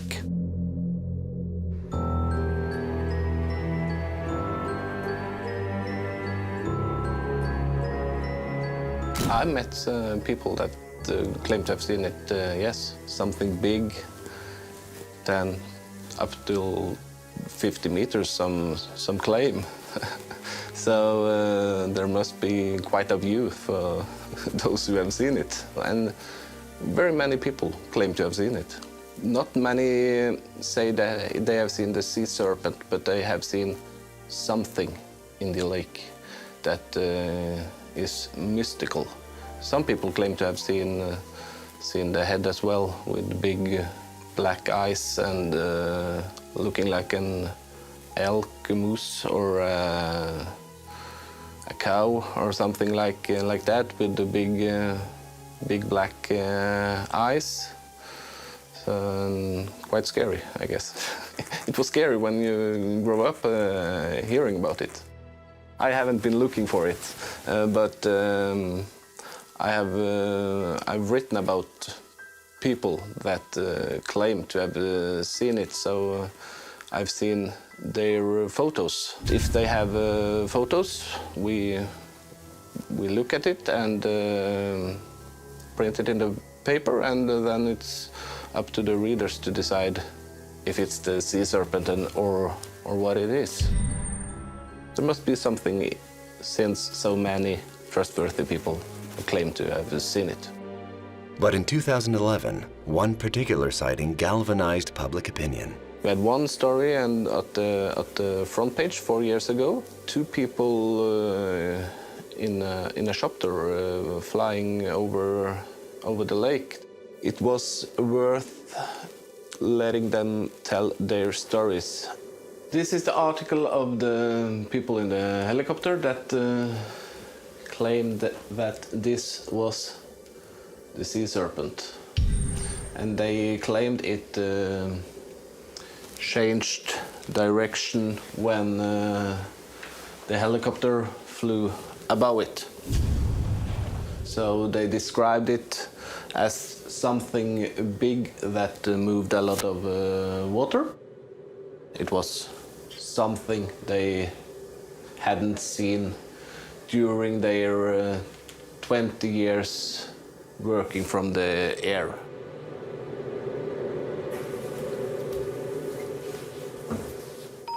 I hope there is a sea serpent, but I don't know.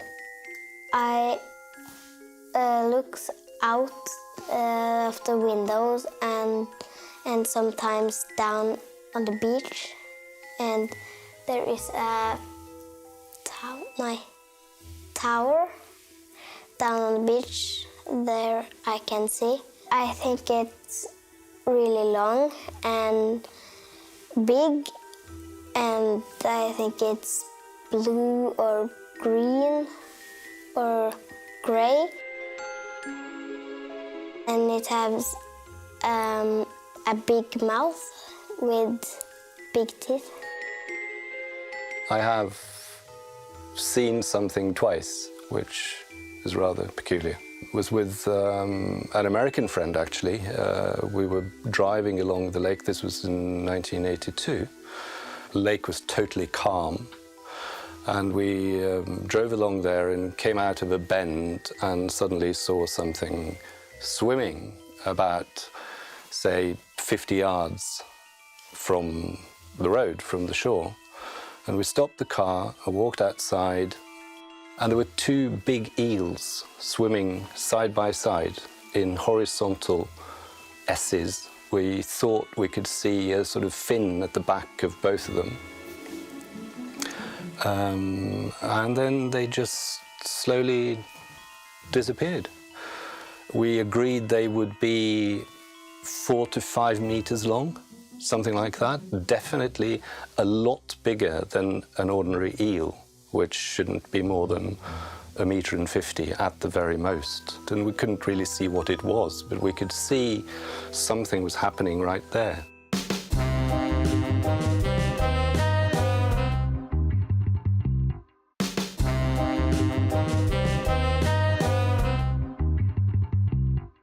In Selliard, it's worth your while to visit the Sea Serpent Tower. Standing 17 meters or 55 feet high, it offers an ideal vantage to keep a lookout for the monster. But for the mayor, Selliard is much more than its lake monster.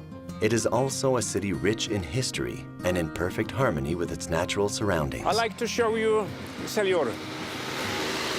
Selliard is a small town or village. We have 3,000 people, and most of them live here in the center. We don't have much room down in the valley. Most of our area is up in the hills.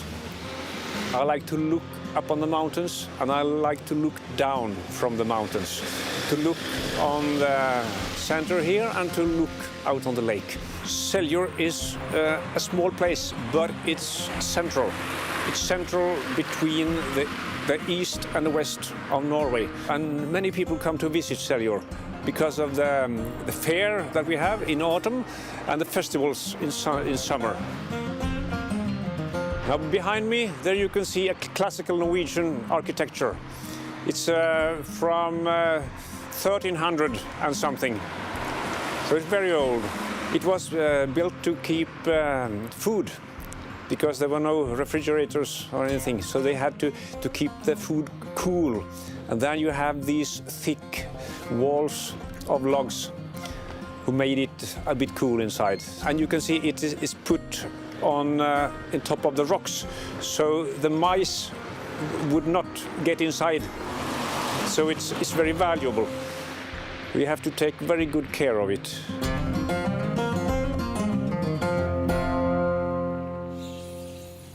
The Selliard monster legend dates back several centuries as well.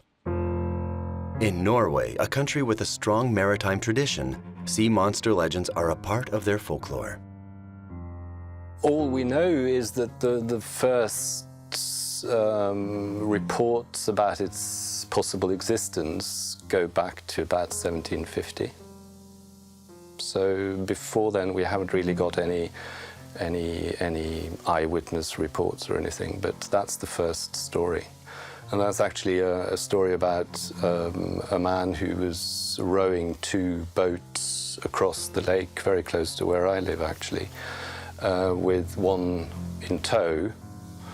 And the story says that the boat at the back was toppled by the monster. But then again, that is exactly the time when sea monsters were, along the Norwegian coast at least, were regarded as the most natural thing in the world. Stories about sea serpents go back to antiquity, so that's nothing new. I mean, they've always been around. If you look at medieval maps and so on, these maps are totally littered with sea serpents, sea monsters of various kinds. Norway is actually a very important country when it comes to sea serpents, because it's one of the first places where sea serpents were actually described in a way which we might call scientifically. The 1970s was definitely a time when there were more sightings. That was a sort of transition in a sense, because before the 70s, few people had, locally at least, talked about it, or anyway, had really talked about it. But from then on, it became a kind of national possession, you know. I mean, it's sort of the nation, the country as a whole, began to, got to know about it, and it became a sort of well-known phenomenon. And from then on, I think, again, that the local people who have seen things have been more willing to come forward and talk about it. In the Selma region, stories of the monster are passed down from generation to generation. My great-grandmother was on the beach and she washed her clothes.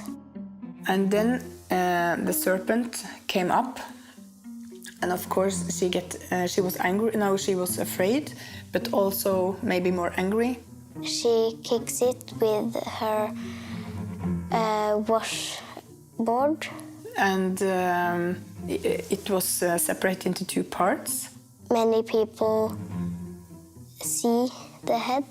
I guess it was the face was laying still laying at the beach, and the other part went out again.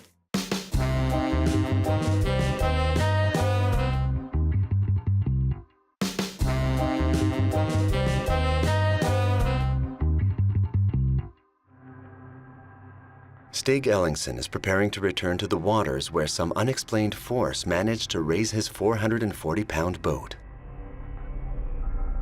This is the first time he's dared to make the trip. So this is a full scale of the lake. We are about here now.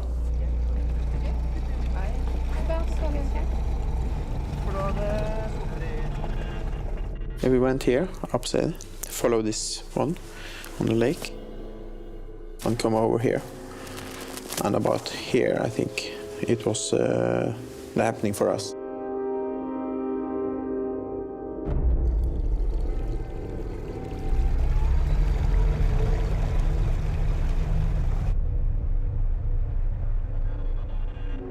The lake is so mysterious. It's dark and deep. It's a mysterious landscape too. It's very nice to be here. See this part. It's you know, in the summer when the mostly people see something out there.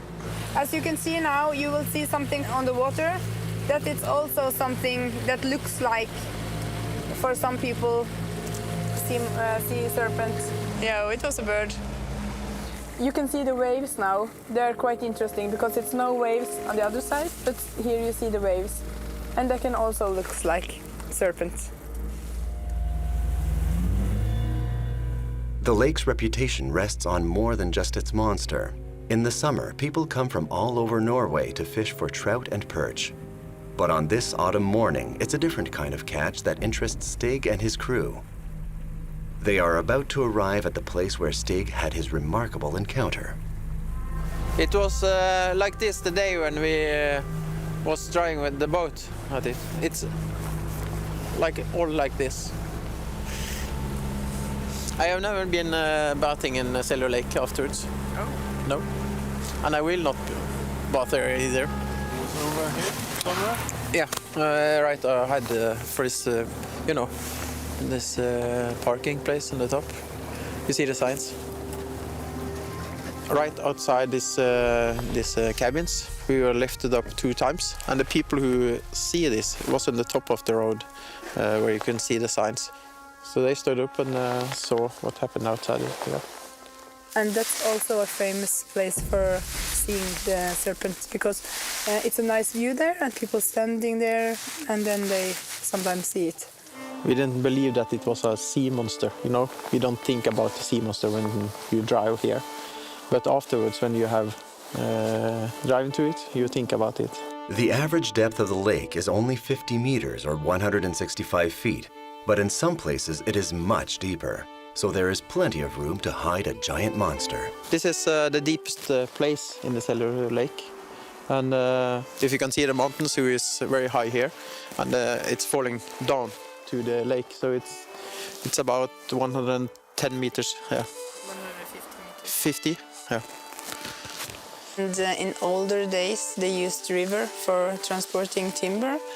And that's also one of the explanations for maybe some of the trees were ending up in the bottom and they were rotten and they're giving away gas. And when bubbles comes up, there can be silence, no waves, but suddenly one of the bubbles from old trees can make waves. It's at power. We feel the power in when you get lifted up. It was not any timber, because if it hadn't been timber, we had driven into the propel and everything. But it was not that. As I say, I have no explanation about why that happened. But and it's happened 2 times. Then it's also scary.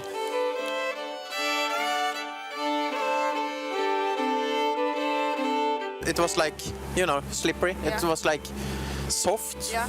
And then if you have held a snake, yeah, you feel the power in it. It was like that when it was very strange feeling. The first and the second time it was like I feel I see a television the whales from the north of Norway. Yeah. It was like this. You see it and you feel it. It was a very strange feeling. That's not the explanation I've heard before, that it's a whale.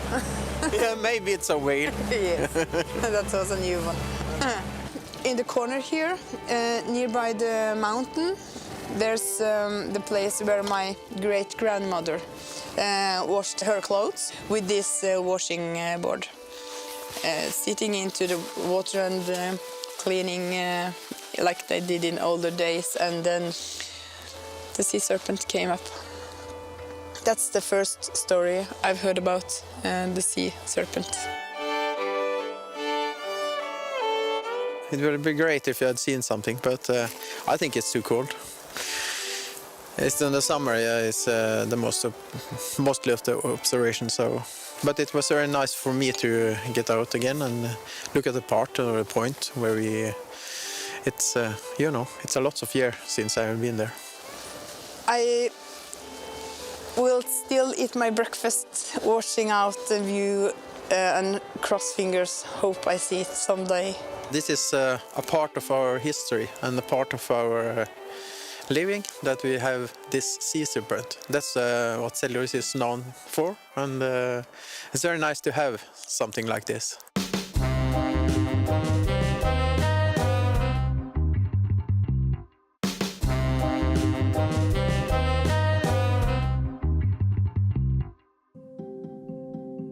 Although he's covered many stories about the Seljord monster, journalist Øystein Øygarden remains skeptical. And despite the local enthusiasm for the legend, it's estimated a majority of residents share in his doubt. I must admit I haven't seen a photo that convinced me that there is a sea serpent. Most of the people in Seljord haven't seen the sea serpent, and if you would ask them yes or no, is there a sea serpent, yes or no, I think most would say no. Stig's best friend, the witness who believes he saw the monster, is also skeptical. I've heard the saga of the sea serpent since I was a little girl. I don't believe in it. I'm one of the disbelievers, yeah. There's no logical reason that there should be a sea serpent in Seljord. I haven't got a clue. I mean, I realize that the chance that there is any kind of big animal of that size in such a small lake is minimal. It's much more obvious to look for another solution, another answer to the question, but what that might be is totally impossible for me to say. Even if you're seduced by the legend of the Seljord monster, scientists maintain that no satisfactory evidence has been produced to verify its existence. Most of my work is with freshwater biology, freshwater ecology. I've seen big eels underwater. I've met mink underwater, which gives you a scare when they come full speed towards you. Nothing that would really surprise a scientist. It's a striking feature of all these lake monsters that they never caught. They're very rarely seen, and if they are seen, they're not clearly seen, they're not well documented. It's not big enough, it doesn't have enough food, no one has ever seen a sea serpent. From an energetic point of view, animals like this could not possibly exist. There's just not the food base. I mean, obviously, if there is a monster there, there must be several. because they have to reproduce. And that's again where scientists would argue that this lake is like a bathtub, really. I mean, it's way too small for anything that size. You know, a family of those would need something far bigger. They're big creatures. They live in very restricted habitats, relatively small lakes. And it would be more than extraordinary if you had such animals living in these lakes and you never seen them properly or you never found them. Another thing is that during the last glaciations, all these lakes, and this one too, was frozen solid for thousands and thousands of years. There's no way any creature could survive that.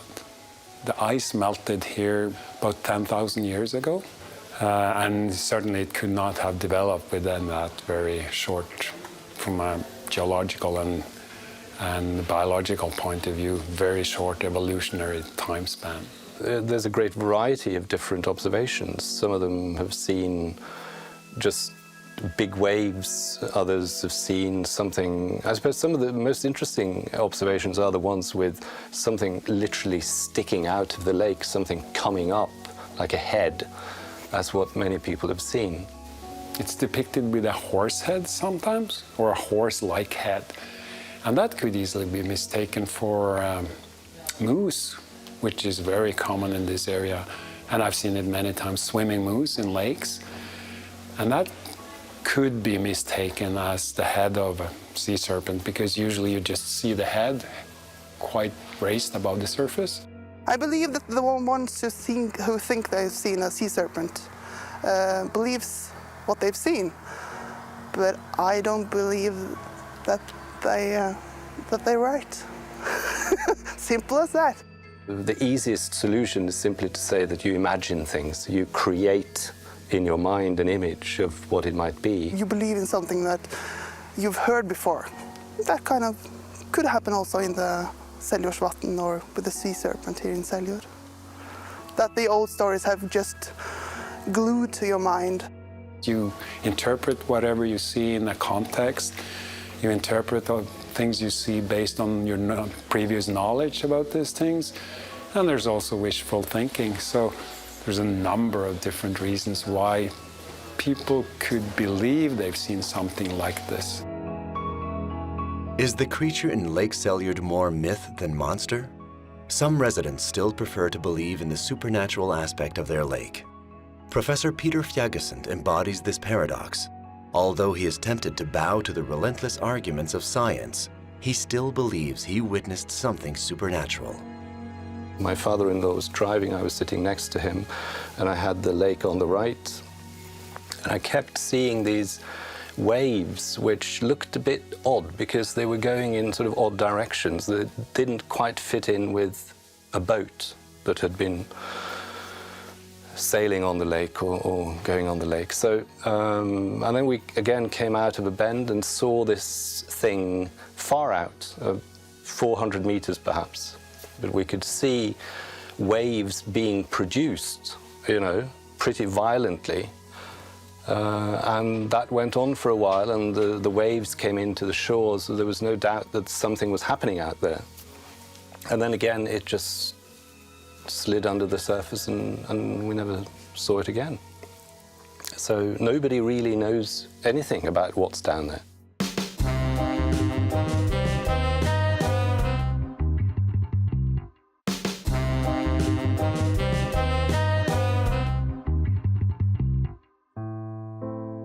The monster of Lake Seljord is a seasonal phenomenon, mostly manifesting in the summer. It must be said that, in Norway, seasons greatly affect the population. And who knows, maybe the monsters. The summer days in this northern country are very long, and winter, well, winter is a veritable dark age. Summertime here, you have daylight all night. Not like the sun is not up here. It's not midnight sun, but it hardly goes down just for a couple, 3 hours, and then it will get light again. So summer is when we live, and winter we go to sleep.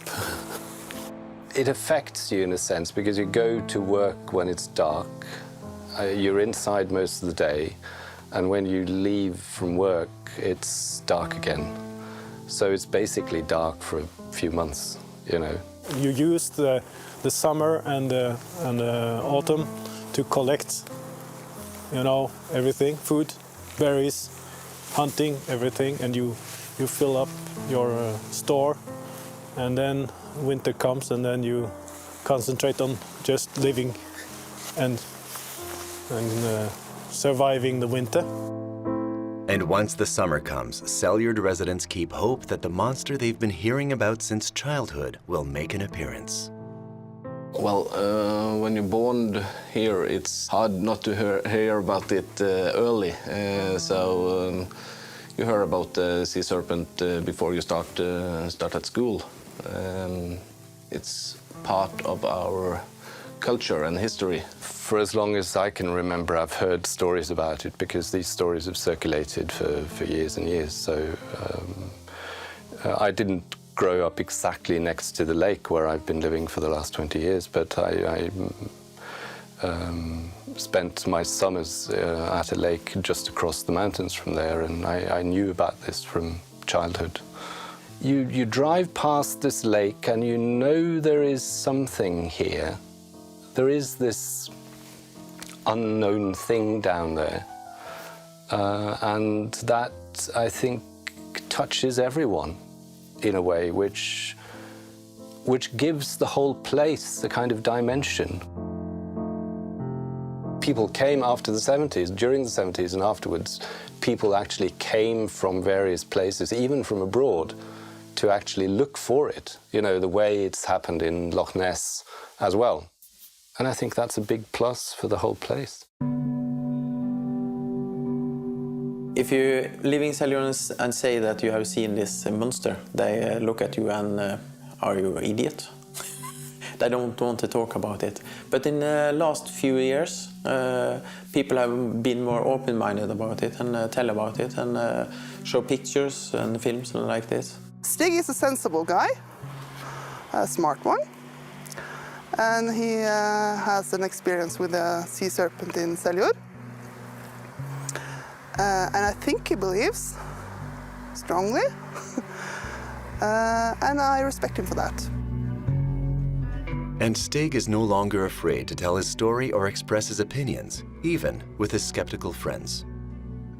She doesn't believe me, so it's, I'm a person who I hope when I tell something, it's for the other part to believe or not to believe what I tell, but I want to be a trustful person. I have to speak more with her so I can tell her about this is true. You want to convince me? Yeah. Yes, convince you all the time. I still don't believe in the sea serpent because I believe what you experienced must have come from a natural place. And that natural explanation is that we were lifted up. But I don't know what it is. Yeah. But I think it's an eel alive, because you feel when something is alive. Yeah, but I agree that it has to be something in the water. But I think that the old stories that have been told since we were little and for centuries about the sea serpent, it kind of infects your brain or makes you... Yeah. It sounds like a disease, but it's not what I'm meaning. But thank you very much. A disease? No, it's not. But because you have heard the stories, you automatically think that, oh, this must be the serpents. You have a name for what it is. Yeah. So you believe that it's a serpent instead of investigating other alternatives. Yeah, but the time when this happened, I didn't believe in a sea serpent or anything. I have heard the stories also. I agree that there has to be something in the Selyard because of all the sightseeing and all the pictures and all the strange phenomena. I think there's something there. There has to be something there. But whether it's the water is behaving strangely because of currents in the water, or if it's other creatures, or there has to be something natural. But of course, there's something in the water. Many people have seen it. But that doesn't make it a serpent. That's the difference.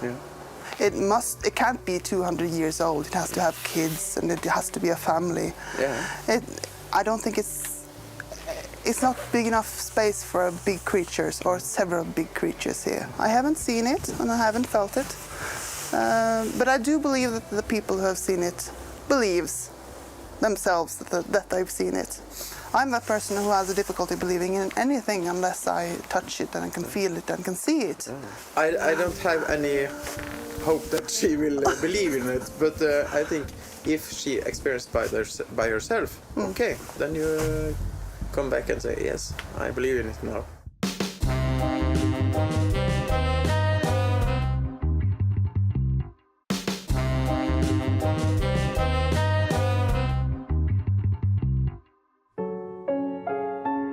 Whether it is myth or monster, the residents of Seljaard all agree that the legend of the lake monster has had a positive impact on the area. In 1989, even the city's coat of arms was modified to honor the creature. Logo, municipality logo, the sea serpent. So we are a bit proud of it. Yes. And some people say that this is something the people here they have invented it for the tourism. But no, not like Loch Ness. They have been very good. We have not. Because we are modest people, and no big tourist machine at all. I think most people in Seljaard are proud of the myth about the sea serpent. But and not all the people believe in it, but the myth they are proud of because it has made Seljaard known all over the country and abroad as well. Seljaard now within Norway is well known for being the place which houses lake monster, right? And some people might sort of feel a bit ashamed about that and sort of feel that it's sort of a bit embarrassing. But I think lots of people think the opposite. It's something to be proud of. Whenever I meet people from other parts of Norway, their first question is usually, have you seen the monster? Sometimes I go to other towns and speak to people, and where are you from? They ask me. I say I'm from Seljaard. Have you seen the monster? No, I haven't. And then they laugh about it and make jokes about it. And I usually reply that, how many other towns of 2,000 people do you know the name? I think it's attractive to talk about the sea serpent because it's folklore and it's a myth. And it's exciting. It's the same thing as the trolls or any supernatural phenomena. It's exciting, really. Besides, Seljaard has more than one monster legend to offer visitors. It is a city known for its gnomes, a popular legend in Norway that amuses tourists. The gnome in Norwegian, a gnome is called tusse. And they are small, living under the surface of the earth.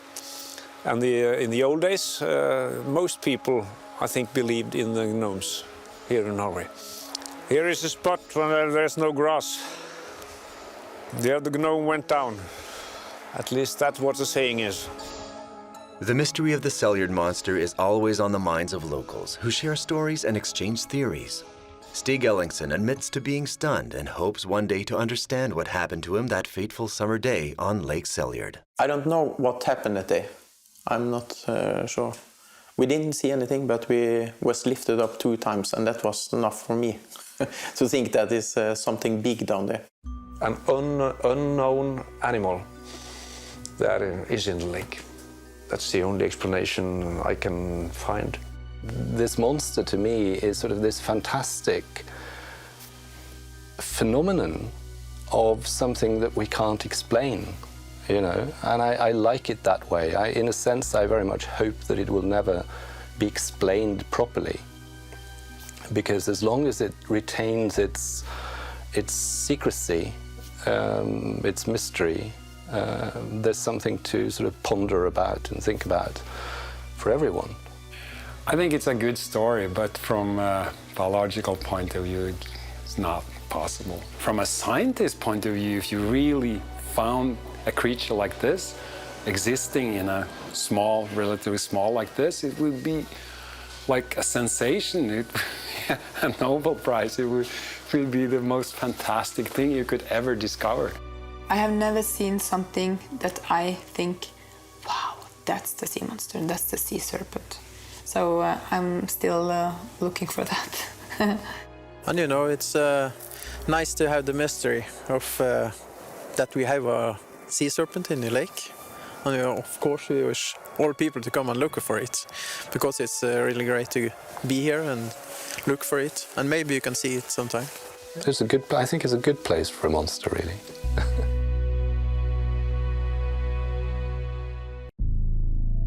In New Jersey, there lurks a strange monster that terrorizes anyone who ventures deep enough into the forests of the Pine Barrens.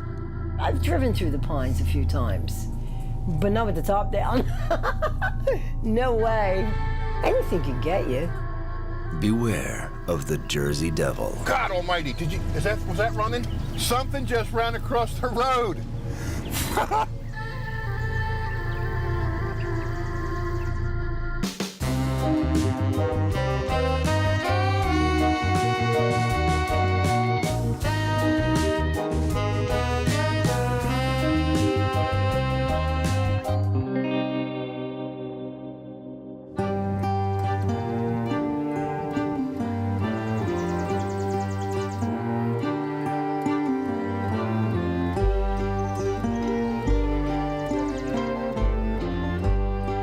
To most people, New Jersey is Atlantic City casinos, the beaches of Cape May, lush national parks, and the backdrop for the legendary television series The Sopranos.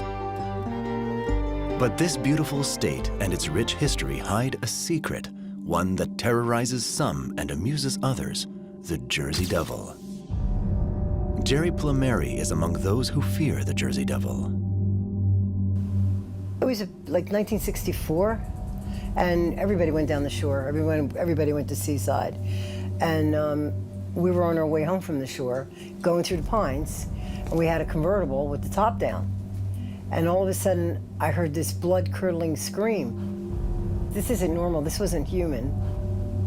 I looked over in the trees and there was these lights, like two red lights like this. And it seemed to be something like swinging from tree to tree. I guess maybe about 2 minutes later, all of a sudden this thing flies in front of us. It was like 6 feet in front of us. And thank God, because we would have hit it. If he'd have came closer, we would have ran right into him. But he just stood there looking at us. I mean, we sat like this. He stared at us looking mean. And I'm thinking, he's gonna kill us. And we couldn't move. We couldn't even back the car up. We were too scared to do anything. Three of us just stared at each other. It was weird. It was really weird. Most people laugh or give me a look like, yeah, right. And 3 of my girlfriends last night, I told about it, and they all just looked at me. One said, oh, I've heard about it, and I says, no, it's real. She didn't believe me. Honestly, I don't care if you don't believe me. I believe my mother. Leeds Point in Galloway County is considered the birthplace of the Jersey Devil. It's here that the legend of the monster is taken most seriously, and the mayor, Don Purdy, is particularly proud of their most famous resident. I own a towing company with 6 tow trucks, and I own a body shop, and I own an auto repair center, and then I am the mayor of the town. I don't think that we've ever put a number on the amount of people that travel to Galloway Township or Leeds Point to find the or search of the Jersey Devil. But I'm sure there's a lot that we don't know. You know from going around the state of New Jersey at different stories that you've heard, but it all comes back to here. You know, this is it. Galloway Township is the home of the Jersey Devil. Well, Galloway's pretty unique. Galloway Township is the largest municipality in the state of New Jersey, depends on who's measuring it. It's 114 square miles. A lot of people measure some of the wetlands and so forth. It's a large community. It's really close to Atlantic City. Ken Suey is one of our great historians of Galloway Township, and Ken is a great guy in knowing the history of not only Galloway Township, but Leeds Point, because that's where Ken lives. And I think that there's history there, and I think as long as there's history, it will live. I believe that. You are in Galloway Township Historical Society Library.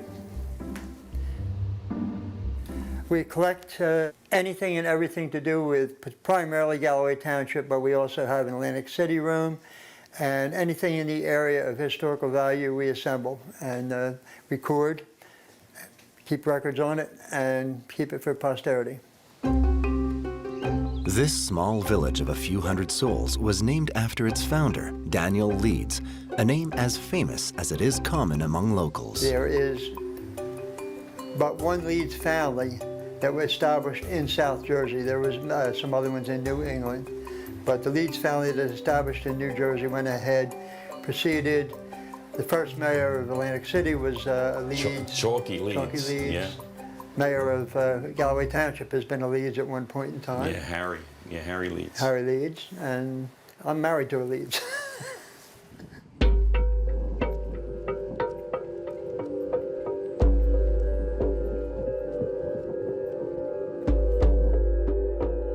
But the most famous of the Leeds is Jane, or as she's known here, Mother Leeds. This mother of 13 children influenced New Jersey for centuries, beginning in 1735. It seems that Jane Leeds and her husband Daniel lived in a cabin at the edge of a great swamp along the Mulluka River. Now, folks in these parts say that it was a strange family, an unusual family. Some people even said that Jane Leeds was a witch. One night, she learned that she was pregnant with her 13th child. And in a moment of understandable weakness, she said, as she was saying her prayers, "Lord, let this one not be a child, let this one be a devil."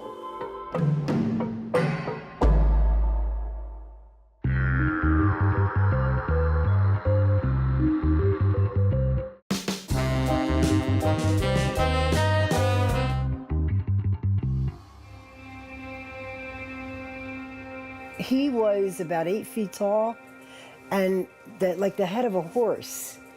And he looked angry, and he had horns. And his long arms had claws on the ends of it, you know, like it could really scratch you. The body was like all decrepit, sort of like the body of a horse, but not beautiful and smooth like a horse would be. And then like when a horse is up on two legs and they're going with their paws like this, the legs in the back are all crooked. Well, this is what he was, and he was walking on them like that, with hooves. And I'm telling you, I thought I was crazy. I didn't think I really saw this. And no sooner did he just stare at us like that for about 2 minutes, but 2 minutes is long when you're scared. He just sprouted his wings like this, which were humongous. They were really big, and just took off into the forest. Thank you for not killing me, seriously, because I could have been dead.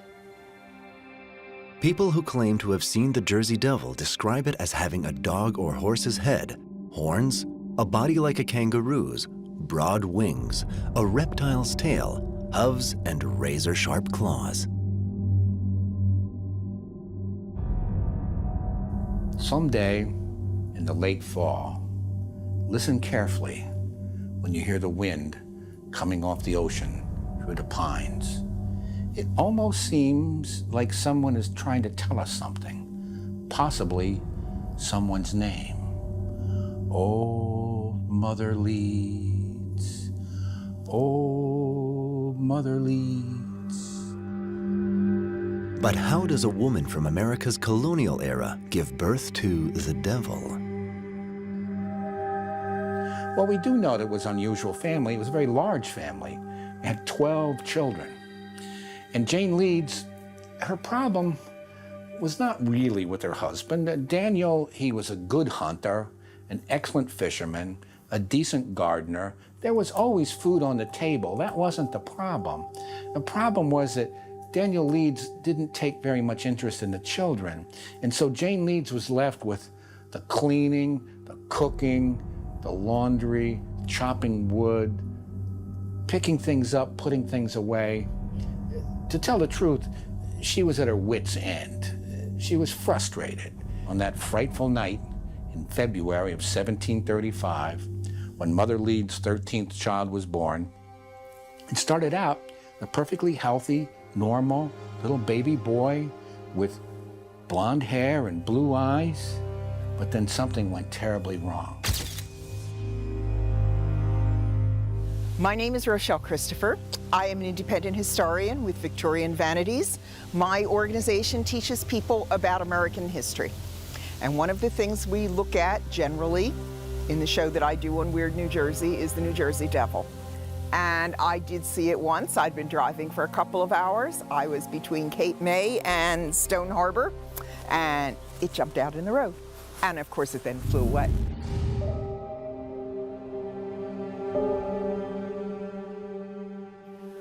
Mother Leeds gave birth. The devil apparently was a beautiful baby boy.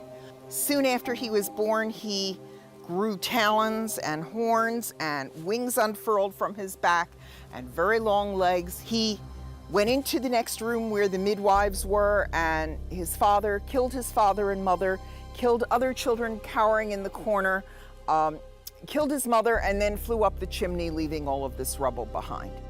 The tranquility of Leeds Point residents is sometimes disturbed by curious travelers looking for the very source of the Jersey Devil legend. The first stop on their macabre pilgrimage? A house built on the ruins of the legendary residence of Jane Leeds. There are cults who believe in the New Jersey Devil, and some people believe this is the neighborhood, this is the house. They're going to threaten, they want what they want, which is to burn down the house if they can't take pictures, to do seances, to conjure it up, but they're looking for a connection to the devil, which this lady who owns the house claims is not. There is nearby a cemetery. It's called Leeds Point Community Cemetery, and it has maybe about 40 or 50 stones in it, and there were kids from Stockton, students from Stockton University, and they did a seance up there, hoping to conjure up something.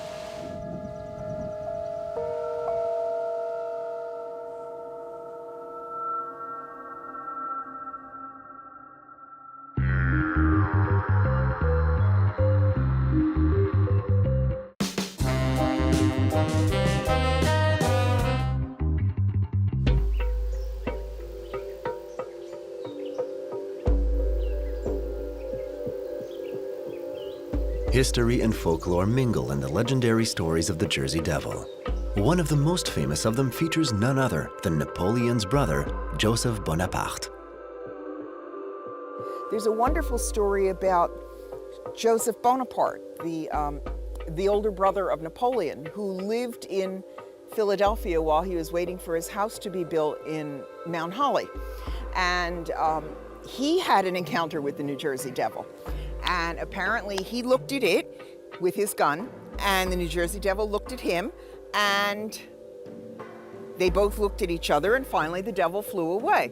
Well, Joseph Bonaparte swore that he was going to find the devil and bring it home as a trophy. Of course, he never saw it again. But it was in 1909, during the week of January 16th to 22nd, that the Jersey Devil made its most famous appearance, throwing the entire country into panic. Monster sightings occurred in Atlantic City, Philadelphia, and outside New York City. The newspapers picked up the story, and the Philadelphia Zoo even offered $10,000 for his capture. 1909, the week when everybody said they saw it. That was the week when the New Jersey Devil was seen all over southern New Jersey, but it flew away. It was seen in Bridgeton, and it flew away. It was seen by a group of people on a trolley car in Camden, and it flew away. And that seems to be the story. They saw it, and it flew away. And everyone on the trolley car said they saw it. It made an appearance on a rooftop. Adults in Philadelphia and Camden were afraid to send their children to school because they were afraid the New Jersey Devil was going to make its appearance. Paul Evans Peterson Jr. is one of those who believes in the legend of the Jersey Devil. He devotes his free time to organizing monster hunts and writing songs about New Jersey and its history. He even wrote a book, The Legendary Pine Barrens, New Tales from Old Haunts.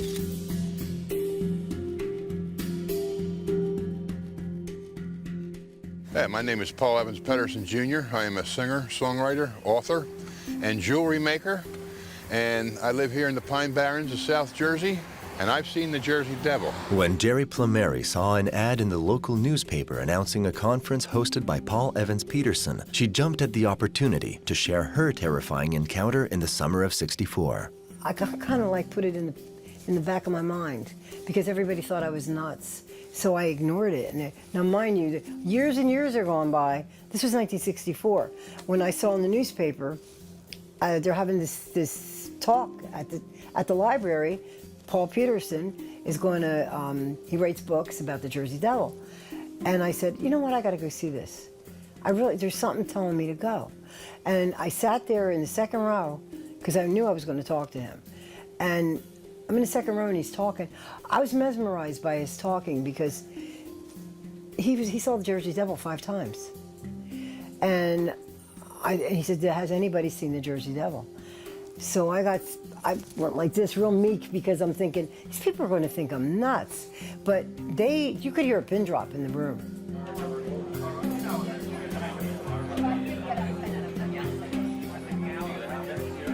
You made this your life thing. Basically. Yeah. Yeah. I never saw his face. I saw it hopping away from me. Ooh. And I heard it coming up my cellar steps and banging on the door. But never came face to face? Never came face to face with it. Nope. Let me ask him. I'll write a book called I Shook Hands with the Jersey Devil. That'd be great. I'd love that. Me too. I shook claws with the Jersey Devil. If the Jersey Devil was born in Leeds Point, he hides in the forests of Pine Barrens. Today, Jerry Plumeri and Paul Evans Peterson meet at the visitor center of the Pine Barrens Preservation Alliance, on the edge of the forest where the monster last appeared. No, do you want me to tell the truth? He doesn't look anything like what I saw. What I saw was about this tall, but these are like real hands. He didn't have real hands, they were claws. And the legs didn't know nothing like this. It was like a horse when it was standing up on its hind legs, where the back legs are bent, and he had hooves, which he has hooves, and a long tail. But a head of a horse, but this looks too gentle. He didn't look gentle, he had red lights for his eyes and horns. So a lot of people down through the years have seen it and have shot at it. I have a friend of mine that shot at it 3 times. See, you don't hear about it for a long, long time. Right. Well, they say that anytime you see a lot of sightings of the Jersey Devil, it means a war is coming.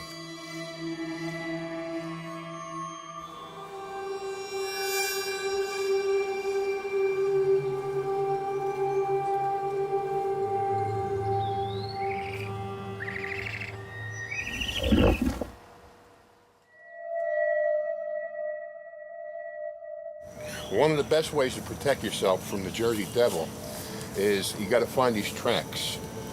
And this is a story that goes back to me and my grandkids, or my kids when my kids were little.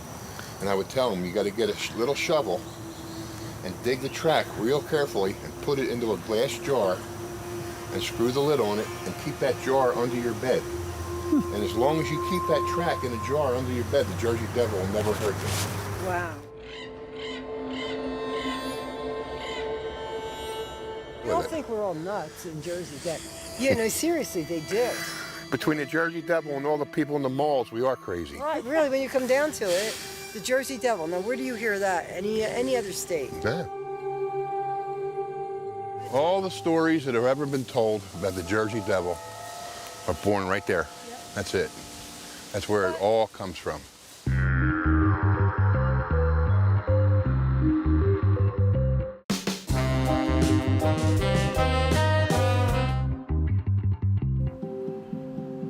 The Pine Barrens is 4,500 square kilometers or 1,700 square miles of dense forest bordering the Atlantic coast south of the state of New Jersey. In 1978, it became the first nature reserve protected by the U.S. government. People come here to get lost in nature.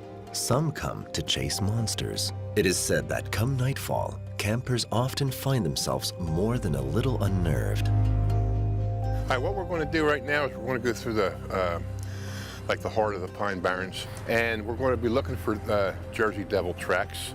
And if we can, you know, you never know, we might see something. The correct behavior is just to pay a close attention to what's going on in the woods, not disturbing anything, because there's like 30 different kinds of plants that grow there and nowhere else that are on the endangered species lists.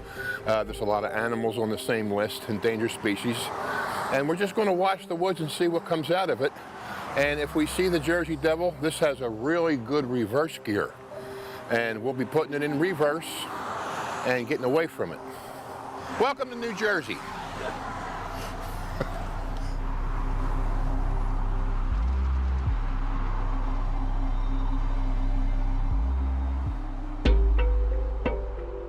When I go hunting for the Jersey Devil, I like to go either right in this area, back along the Mullumbimby River, or down in Cumberland County, which is closer to the Delaware Bay than it is to the Atlantic Ocean. That's number one, that's why I keep a compass in the car. But as long as I know where the sun is, I'm usually pretty good about not getting lost. But I've been back here before, and it gets very frustrating if you don't know where you are. And you can get yourself really lost back here. And I mean for a whole day. Maybe, and if it gets dark, forget about it. If you don't know what the hell phase the moon's in, you're going to stay out there. I love it out here. This place is my heart, man. It really is.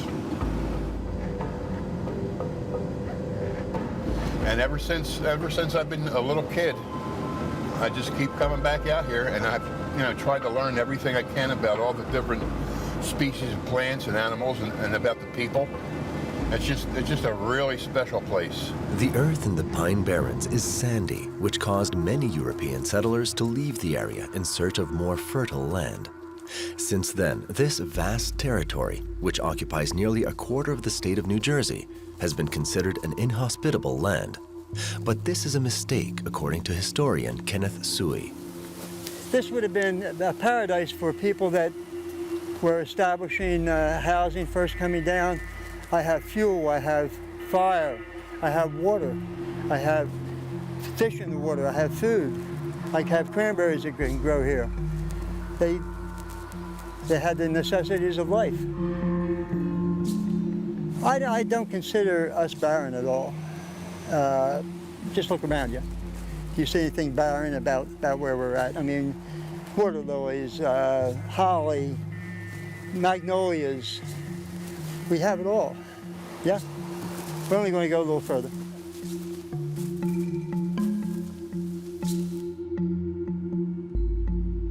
It is here that the Jersey Devil has made his home. The monster has been known to take long drinks from the deserted swamps of the Pine Barrens. Another favorite haunt of the Jersey Devil, the ghost town of Batstow. This uninhabited village dates from 1766, almost 30 years after the birth of the monster. The Jersey Devil has been seen here through the years. This village was started in the 1700s, and it was started as a ironworks. And they made iron stuff for the colonists. And during the Revolutionary War, they made munitions and stuff for the Revolutionary War fighters. And after that, in the 1800s, it was turned into a glass works. And they made window glass, what they call window light. And the state of New Jersey has preserved it. And it looks pretty much like it did back in that time.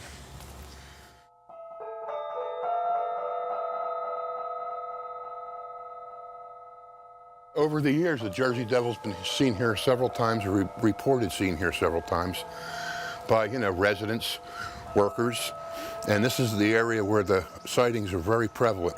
It's right around here because we're not that far from the back bays. The Batstow River's right through here. Batstow Lake is right over there. And it seems that the Jersey Devil prefers areas where there's water.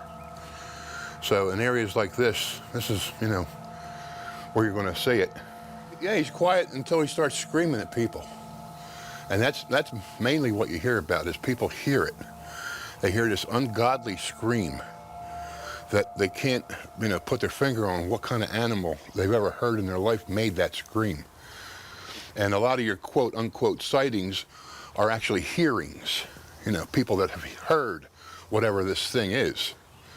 And now we're going to go back into Bulltown Road, which is another kind of like a village back here where it's been seen a lot. So. If you fish where there ain't no fish, you ain't going to catch them. If you go looking for the Jersey Devil where he ain't going to be that day, you ain't going to see it.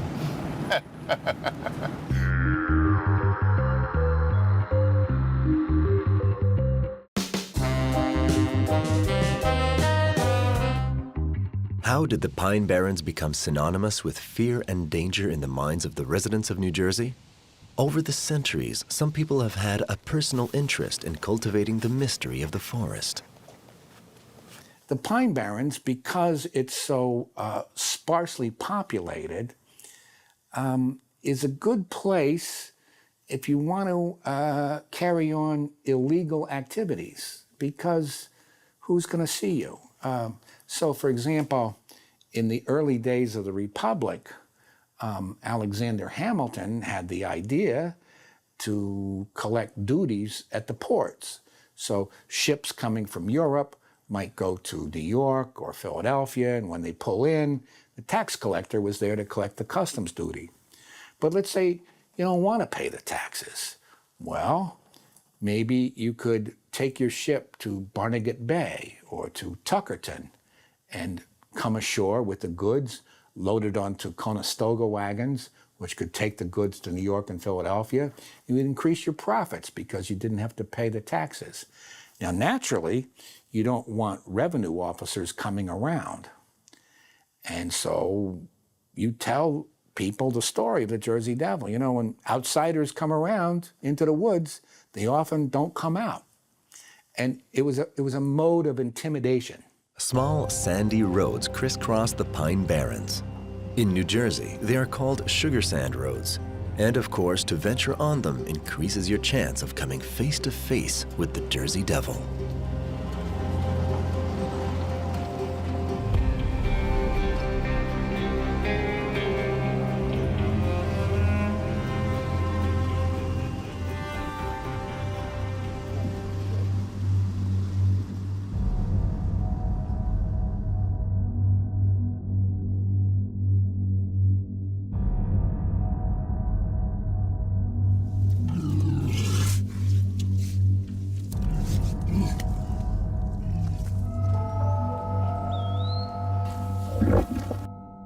God almighty, was that running?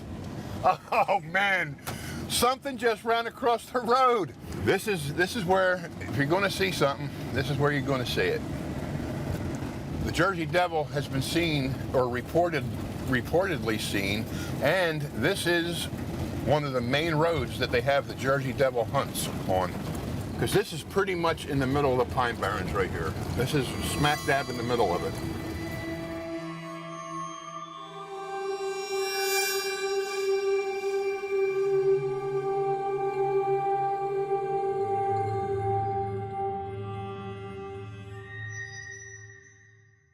I've driven through the pines a few times, but not with the top down.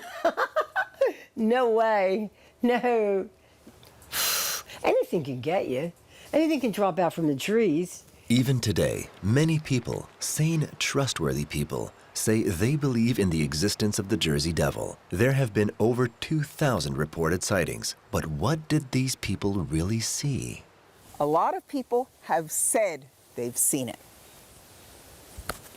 Could be anything. Could be drunk, could be tired, could be they want attention, could be they saw something. I can tell you that I don't believe in it, but when I drive through the Pine Barrens at night, there is something. It is creepy, and I don't know what it is. There are explanations, and many times my colleagues, fellow scholars, have come up with hypotheses to explain away what people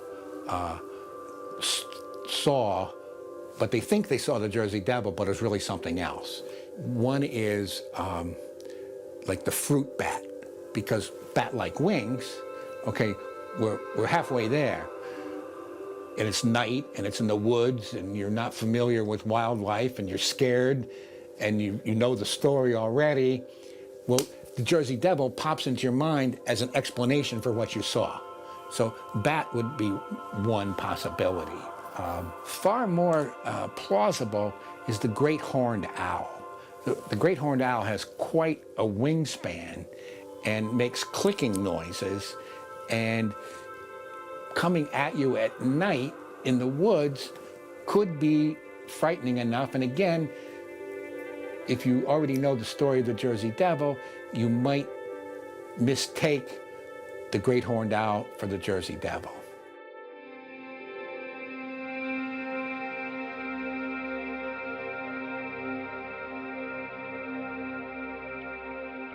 I have fished, trapped, and hunted for most of my life. I've been out in the bays, in the woods, in the swamps, at every hour of the day and night. I've heard some really strange noises, which I have to attribute to being animal noises of one type or another. But I do not believe that there's a Jersey Devil. I believe it is a legend. It's really kind of a lousy feeling when you're trying to tell somebody something and they're laughing at you. It's supernatural. And a lot of people are interested in that. I know I am. I mean, I watch some crazy shows, you know, Thriller and all that. I watch some crazy shows, but this wasn't a show. This was true. So I don't see how they can't believe when there's people like me, and I know there's other people that's seen them. And I'm telling you word for word, and I never changed my story when I told it to Paul. I've never swayed from the story. It's the truth. I'm not making it up. But like I said, a couple of my friends think I'm off my rocker. They think I'm making it up for attention. No way.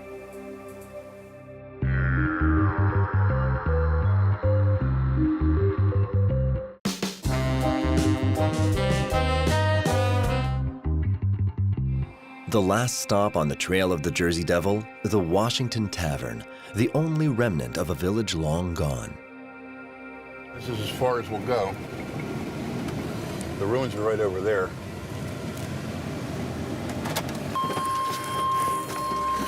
This is the site of the Washington Tavern. And this is one of the best places, if you listen real close, you will see how absolutely dead quiet it is.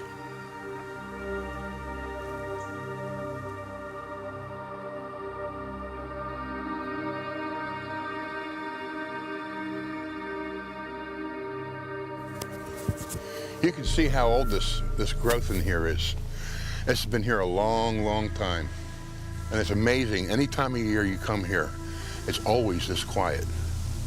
It's like everything else is afraid to live around here. And that's part of the legend, that at the birthplace of the Jersey Devil, no animal, birds, anything. It's very strange. Very strange. Gives you a chill every time you come down here, and I've been coming down here for a long while. There's basically a clearing over here.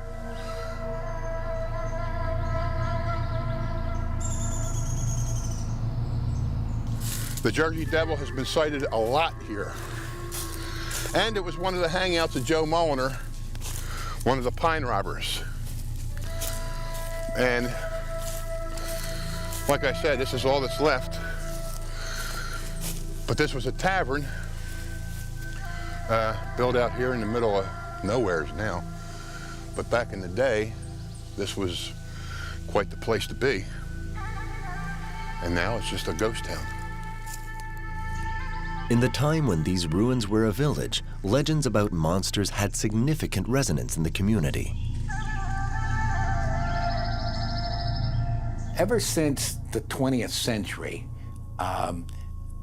there have been forces working against these traditional stories. I mean, in my romantic imagination, I can see, say, in the 19th century, the village storyteller sitting around the potbelly stove in the general store, regaling people with stories, and people with fiddles and banjos having a Saturday night dance. In the old days, people made their own entertainment. They made their own music, they told their own stories. Our culture doesn't really support leisurely storytelling anymore. And that's kind of like the foundation, and the floor would have went across. And that was the basement of it.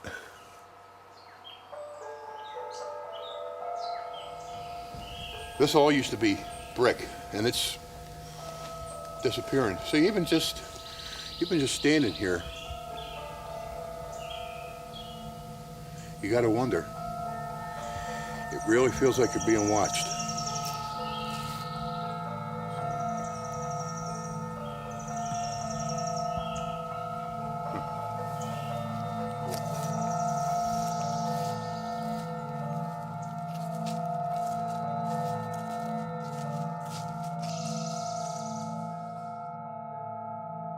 The story of the Jersey Devil has been passed down for 3 centuries, and along the way it has undergone some changes. The commercialization of the Jersey Devil was inevitable, but it had some positive and some negative consequences according to folklorist Angus Gillespie. The traditional stories of the Jersey Devil, and I think this is something that's very hard for contemporary audiences to understand, in the original versions, among the old families of South Jersey, this is an awesome, fearsome, nasty, dangerous creature who's said to have slit the throats of babies in their cribs. This is a creature that's monstrous and evil. Since we have, for the last several years, this hockey team called the New Jersey Devils, there's a lot of name recognition. I mean, people almost worldwide, certainly in North America, recognize the name, but they don't really know the story. And the other problem is, over time, and particularly in places like Smithville, which is very close to Leeds Point, you have like souvenir shops selling T-shirts, shot glasses, pennants, postcards, and the usual representation is of the Jersey Devil as a kind of a cartoon character who's kind of cute. And from my point of view, I mean, that's all wrong. I mean, this is not clever or cute or cartoon-like. This is awesome and scary and frightful.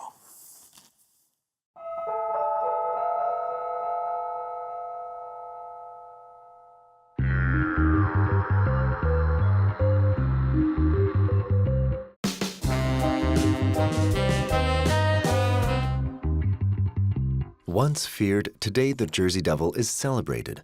Even New Jersey native Bruce Springsteen has sung about the devil. Everyone embraces the Made in New Jersey legend, and everyone has their story to tell. And I was a kid riding a bike down there one time. My dogs were with me. The dirt road back there in Kings Highway, and something came out of the woods, made a noise. My dogs like chased it through the woods. They were barking and all this stuff. I don't know what it was this day. But I've hunted all around here all my life. And you just hear all the Jersey Devil stories, and then I'd be in the woods, you'd hear some screaming. People said, it's just a fox. But I don't know what it was. I'm 49, and I've been told this stuff since I was little. Who knows if it's true? I mean, I sort of believe in it. It's like Bigfoot. I believe in Bigfoot.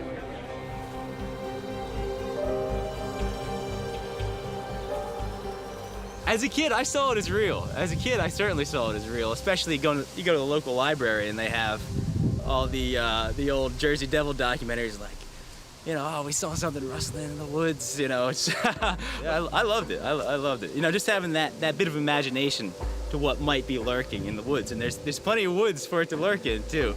I talk about it all the time. I talk about it anybody that'll listen, pretty much. So, well, I have plenty of relatives that have claimed that they've mostly heard the Jersey Devil, something rustling in the bushes. I think it's usually probably just a deer screaming, but I like to believe them when they say they heard it. But even those who believe in the monster don't necessarily think it's dangerous or means to harm anyone. I just think he's scared, and I think he's lost and doesn't know where he belongs. And maybe he just wants to reach out, but everybody's so scared of him because he looks like what people would call a freak, not to be mean, but he doesn't look normal, and people get scared of that. And he's become the devil. If he was the devil, he would have killed people. Yeah. He would have attacked people. So I think devil's the wrong word for him. I think he's just one of our many wonderful people to add to Jersey. I asked Paul how in the world this thing is still alive if it was born in the 1700s. Because let's face it, come on, that's a long time ago. And he says it reinvents itself. The first thing I said, well, who does he mate with? I mean, there's no other monsters. Who does he mate with? But the thing is, it's there. It's really there. But he doesn't hurt anybody. That's the main thing. I think that's pretty cool. He's sort of like in limbo. He's roaming around and has no place to go. As a professional folklorist, it's my job to be a professional agnostic. I don't want to be too skeptical, and I don't want to be too gullible. Besides, when I'm interviewing people, I have to show respect. And if somebody believes in the Jersey Devil, I'm not going to disabuse them of that. I want to draw them out. And I think it's easy enough to find skeptics. It's harder to find true believers. And it's harder yet to find a true believer who will go public with her story.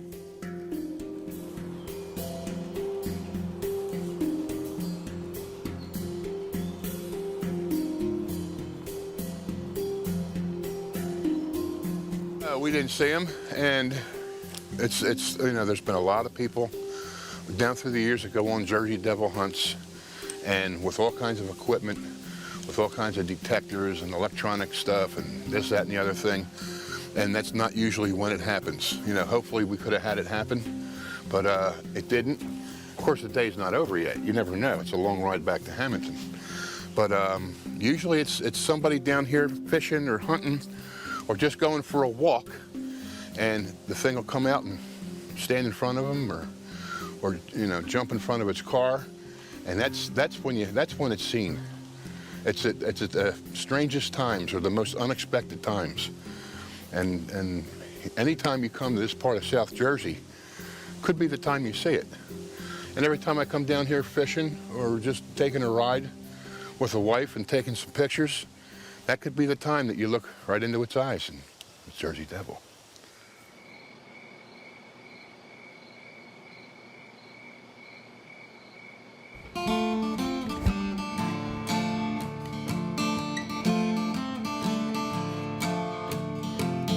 In the backwater marshes where the cranberries grow, the water takes on the color of wine as it flows, and every evening the sun's fire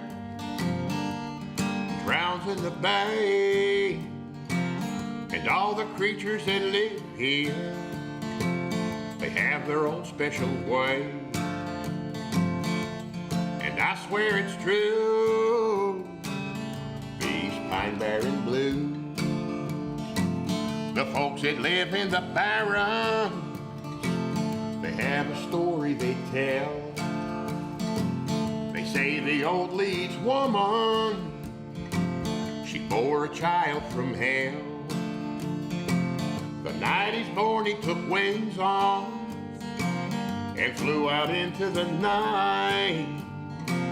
They say you still hear him screaming when the conditions are right.